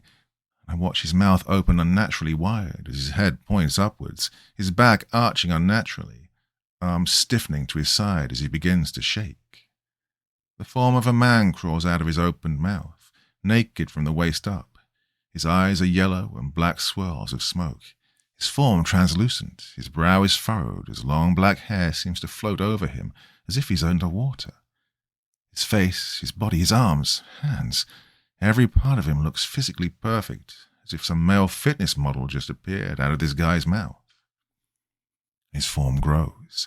It fills the room, moving over the ceiling as I notice a pair of black wings appear to be on either side of him. They look like black flames. The flames rising from each wing seem to make the room hotter, and ash falls from the bottom of each. The wings are so large they fill the entire room and block off the exit. I'm suddenly hit with a strong scent of sulfur, and the shrieking from the physical body of Benjamin grows louder. Belil's left hand reaches out toward me, his teeth gritted. "Ah, Fred." His voice hisses louder than I'd heard it before, no longer a wheeze, a vile breath reaching me and the detective, which makes me retch. "Not by you, you pathetic, sinful mortal," he yells, his voice bellowing and shaking the room. "I will not be cast out by the likes of you." The room shakes even more, and his hand almost touches me. His finger appears to turn to smoke, and his hands grab his chest, his wings wrapped around himself. Above him, there's a more terrifying sight. A spear pierces through him from above, again translucent. A massive hand holds the spear. The hand is black, clawed, seems to be scaled like a lizard. A giant lizard head pushes down from the ceiling, white glowing eyes drowning out the light of the fluorescent bulbs in the room, and more contrasting black scales along its muzzle. I can make out a pair of horns near the back of its head, but they disappear into the ceiling. I hear an unearthly roar as the spear is pulled back, and then thrust through Belil again, hitting him in the chest, right into where I assume a heart would be if the bastard had one. Belil screams once more. His voice shakes me to my core. No, do not send me back." At his last words, suddenly nothing but a black ball hovers over the mouth of Belil's previous host. I see the black lizard's face open its maw, and a white light douses the little ball over Belil's former body. Suddenly all the air seems to be sucked out of the room, and I feel a massive pressure smash into me and knock me and the detective into the far wall as the black ball seemed to explode in bright white light. I hear nothing but ringing in my ears right after I hear glass shattering and the sounds of alarms blaring. Someone grabs me, hauling me out of the room. As I'm being shuffled out, dust and chaos all around me, I see Belil's body lying motionless on the floor, his partner shouting something or other to other officers. The officer who has me keeps pulling me and roughly handling me. I feel weak, and I shield my eyes as I'm suddenly outside, and then thrown into the back of a car. My ears barely stop ringing. I think I have myself composed enough until the car starts up, speeding off, sirens blaring. I hear a Latin accent again from the front seat. "That was amazing, Fred. Good job." I look up and see Chavez, wearing a police cap and uniform, giving me the thumbs up. Right before I pass out, I realize that the cop who gave me the pat-down must have been Chavez. He put the water into my pocket. I chuckle as I lose consciousness. Part 6. I'm woken up by a knocking on the rear window. I groggily look up to see Chavez's smiling face on the other side, now without the policeman's cap on. "Fred, wake up, man, let's go." The door opens and I'm dragged out. Chavez gets me to my feet, but I feel weak. I can barely walk. "You did great, Fred, you did. Hang on a little bit longer." I can't go on. I fall to my knees. Everything's still spinning. "Oh, St. Timothy," Chavez shouts. "Quickly." Before I know what's going on, I see Timothy rushing towards me. "You have to heal his spirit," Chavez says. "The exorcism took a toll on him." "Okay. I don't know," I hear Timothy admit. Chavez grabs Timothy's hand and places it on my forehead. "Ask your grandmother." Timothy then takes a breath, and suddenly I feel, well, better. I blink my eyes clear and start to get up off my knees. By the time I'm standing, I look to Timothy in front of me, still wearing his trench coat, looking at his hand curiously. Chavez is thrilled. "I told you, Belil's interference wasn't enough to weaken the gift passed on." Timothy nods, seemingly in shock, and then looks to me. "You did well, Fred." I lean up against the car and look Timothy in the eyes. "So, you're not an angel?" Timothy shakes his head, but Chavez protests. "He is." Chavez smiles to me, but he's still young and he doesn't know his own strength, Fred. I look to Chavez, oddly. "How do you know?" "Because I read, Fred. I read the Bible." He points to Timothy. "He's the grandson of Saint Dinah, daughter of Enoch." Timothy just nods. "We can talk later, Chavez. I think Fred needs to know where he is." Chavez smiles and points to a 2-story house. "That's your new home." I look around. There seem to be a few homes sprinkled here and there. It looks like I'm in the middle of a Midwestern bumfuck nowhere. Timothy and Chavez make their way down the walkway toward the 2-story home, and I follow. When Timothy gets to the door, he knocks 3 times. "Yeah, Fred's here," Timothy says as he knocks. The door opens, and I see Sandy's smiling face. I run past Chavez and Timothy, and I hug and kiss her for what feels like too short a time, right up until I get a firm punch to the shoulder. Timothy and Chavez both wince. "Never take a job like this again," she says. "We were scared half to death." She takes a deep breath. "Also, we're going to start going to church, like a lot." "God, I thought you were dead. You and the boys," I said softly. Suddenly Sandy is glaring at Timothy. "Oh, you did you?" She charges at Timothy and proceeds to hammer his shoulder a few times, punctuating each hit with a word. "Timothy, how dare you do that to him?" Timothy gasps in pain. "I'm sorry, Sandy." She turns around sharply and walks inside. The boys are playing video games right now, and they won't shut up about how the internet sucks. Now get in here while I try and figure out dinner. I hear a litany of other complaints from her, from the stove to the refrigerator and the like, which is typical of her. I walk inside, relieved to find my wife safe and still slightly crazy, and greet my 2 boys. For the first time in weeks, I feel happy and free. After dinner, when my boys challenge Chavez to a round of some first-person shooter, I see Timothy in the backyard, looking out over more than an acre of property, apparently mine, the sun setting in the distance. I walk toward him, looking him over. "So, how old are you?" 25, Timothy says. "Jesus, I have 15 years on you," I say plainly. Timothy nods. "How exactly are you an angel?" Timothy shakes his head. "I'm hardly an angel. I'm certainly not a saint like Jorge keeps calling me." "So, what are you then?" "At best, half angel, half—" He looks far away into the sky. "Well, monster." "Care to elaborate?" "I'm done being in the dark." "So we're breaking the no questions asked policy." He smiles as he turns to me. I nod. Yeah, because I won't be doing that anymore. I shudder. I was worried enough about the cops finding out what I did, but take a deep breath. Well, I guess I didn't realize what else was just as interested. Timothy just chuckles.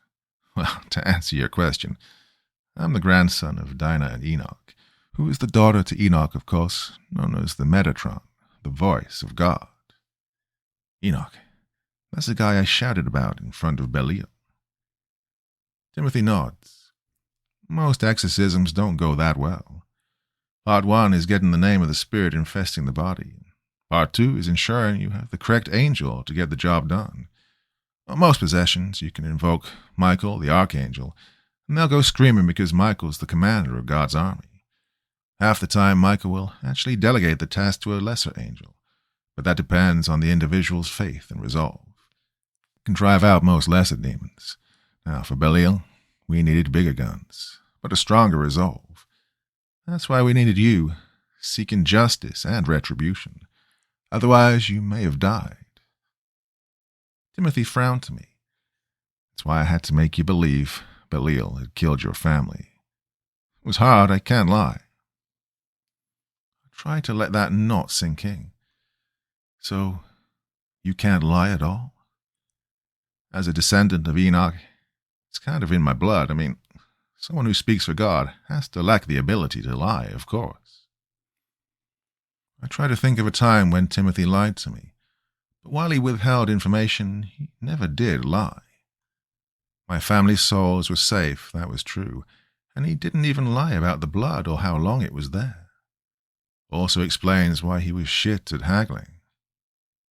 That means you talk to God. The Metatron speaks for God, right?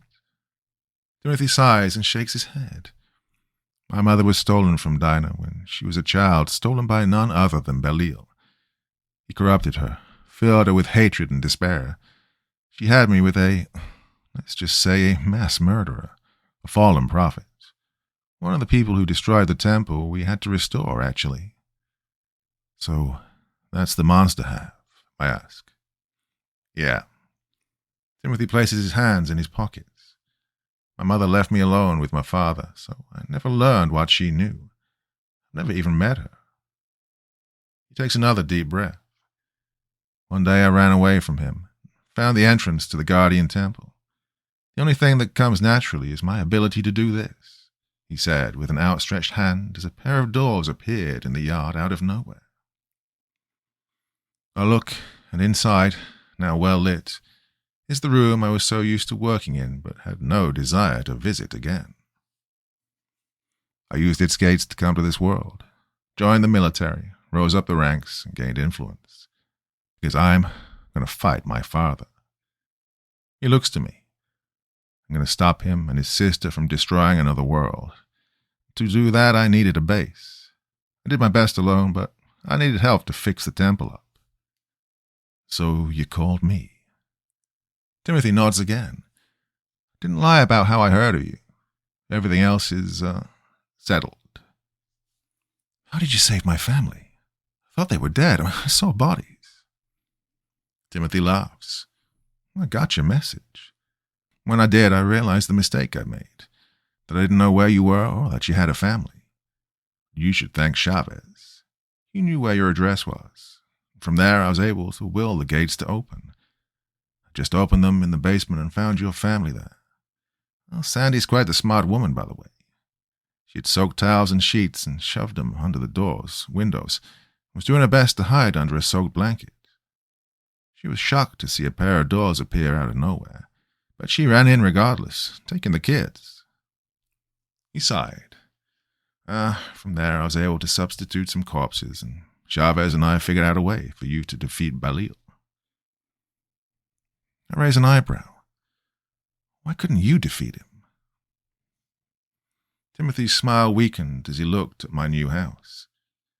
I was afraid. He kicks the dirt slightly, frustrated.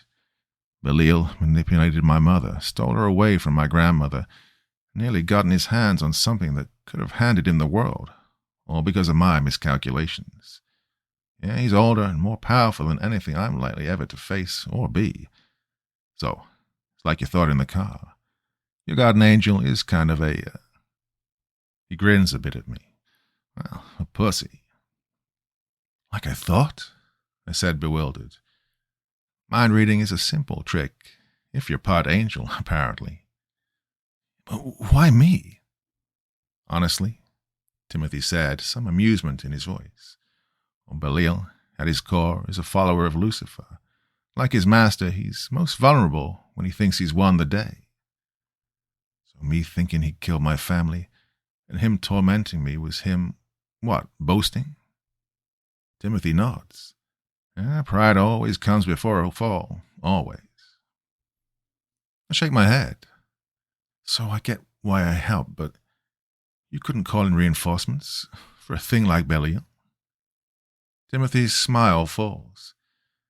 Fred, I am the reinforcements.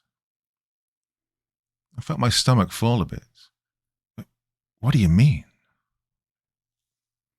Timothy looks to the temple entrance in front of us. Angels existed on this plane because God needs them to perform his miracles. God, while omnipresent, is also omni-absent. The angels serve his desires, and he directs them from time to time. He looks to me. Think of it as every time God blinks, a few hundred years pass. He can only invoke his will directly from time to time when directly called upon by someone of extremely strong faith. I look to the temple doors again. So, that temple, the Guardian Temple, where God's angels amass to coordinate his will, choose prophets, create miracles, led by the Metatron. I recall the blood I had to clean up. So wait, you mean... They're gone. Murdered by what is, in essence, my aunt and my father. I'm all that's left. I'm trying to rebuild. So for now, we need to lean on the resolve and faith of mortals like you. He smiled at me. Now I don't feel so helpless. I feel like there's a chance, however small. Timothy looks at the open gates with a faraway gaze. We are losing, however. I'm not sure how long it's going to take me to recover and get the upper hand. How long do you need? I ask like I could do anything. 15, maybe 20 years. Which reminds me I need to get back to work. Timothy gives out a sudden whistle. Chavez and I should go. We've caused you enough trouble. Chavez, still? I laugh. What do you need him for? Timothy looks at my house again with a look of serenity as I see Chavez running out towards us with a plate with a slice of cake on it. To show me what I can hopefully become. Yeah, St. Timothy, I'm coming. Also, Mrs. Macchione made you a cake, Chavez shouts. Timothy narrows his eyes. I swear, Chavez, if it's angel food cake. Chavez just smiles broadly at the pun. I groan as Chavez hands over the cake to Timothy, who is also rolling his eyes, and they walk towards the doors. Timothy stops before closing them. If you need me again, you have my number. The doors close and vanish into thin air. Hey, I hope I never see you again, I say out loud as I head into my new house. Epilogue. 10 years later, and I work in restoration. On the weekends, my new crew and I check out churches in need of repair, and free of charge, work on restoring their stonework. We do it as a charity. Nothing but the raw materials are paid for. Usually the priest takes up a collection via the old school plates, or we get it done by a crowdfunding website. My new guy Devon is on the second floor of this church, overlooking the center aisle, checking out a stone pillar in bad shape. Fred, this thing can't be secured. We're going to have to get some temporary supports for the roof and literally rebuild it from the ground up. Knock out the old, bring in a new one, whole 9 yards. The Padre's not going to be happy. Devon shouts down.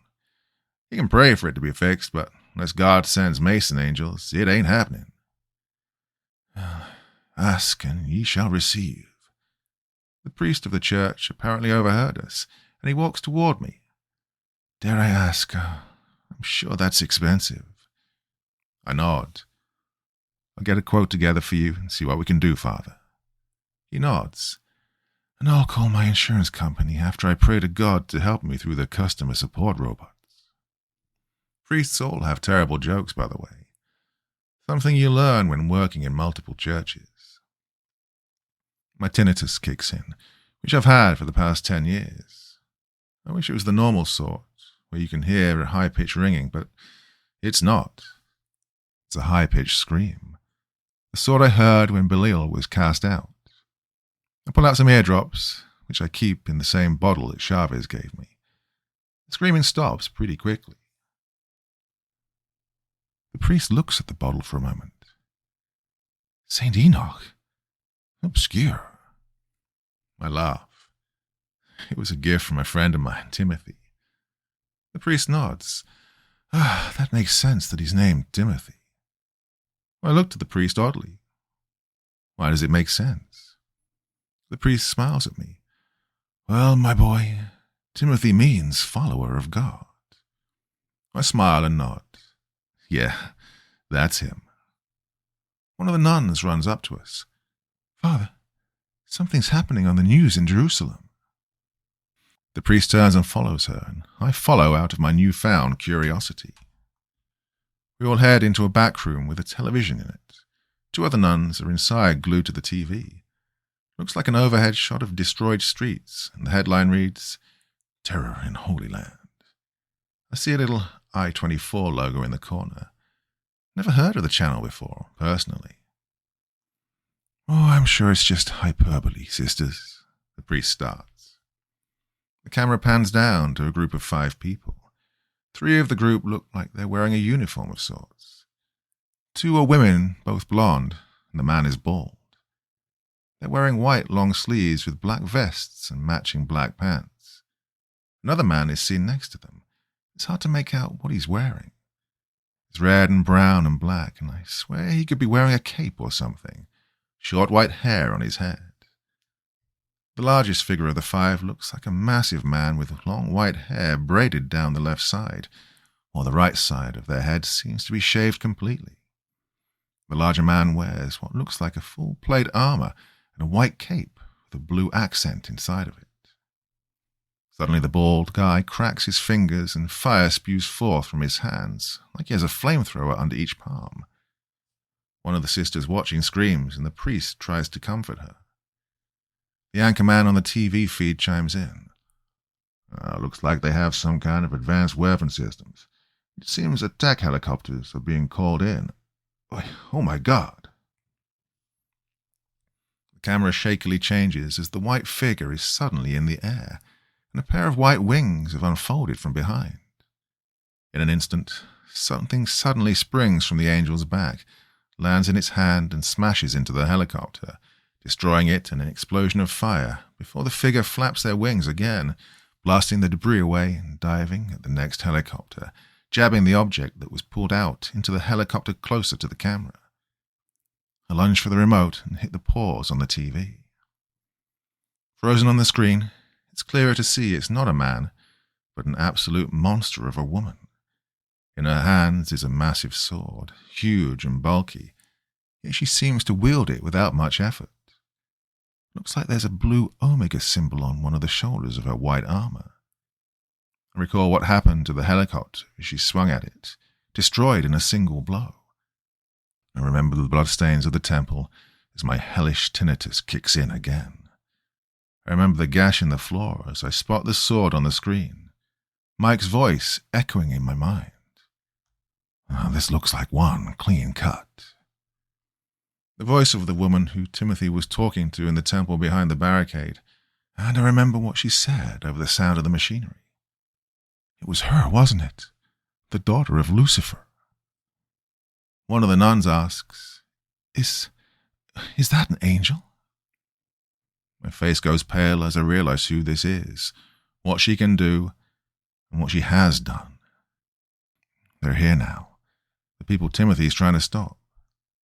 I try to fathom if Timothy has had enough time to get ready, and if we have any hope at all. The priest suddenly starts to speak behind us all, and I heard a voice in the midst of the four beasts, and I looked, and behold, he points at the screen ominously, his hand shaking. A pale horse, and his name that sat on him was Death, and hell followed with him.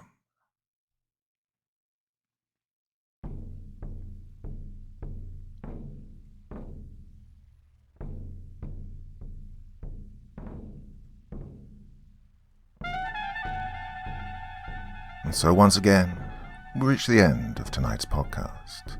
My thanks as always to the authors of those wonderful stories, and to you for taking the time to listen. Now, I'd ask one small favor of you.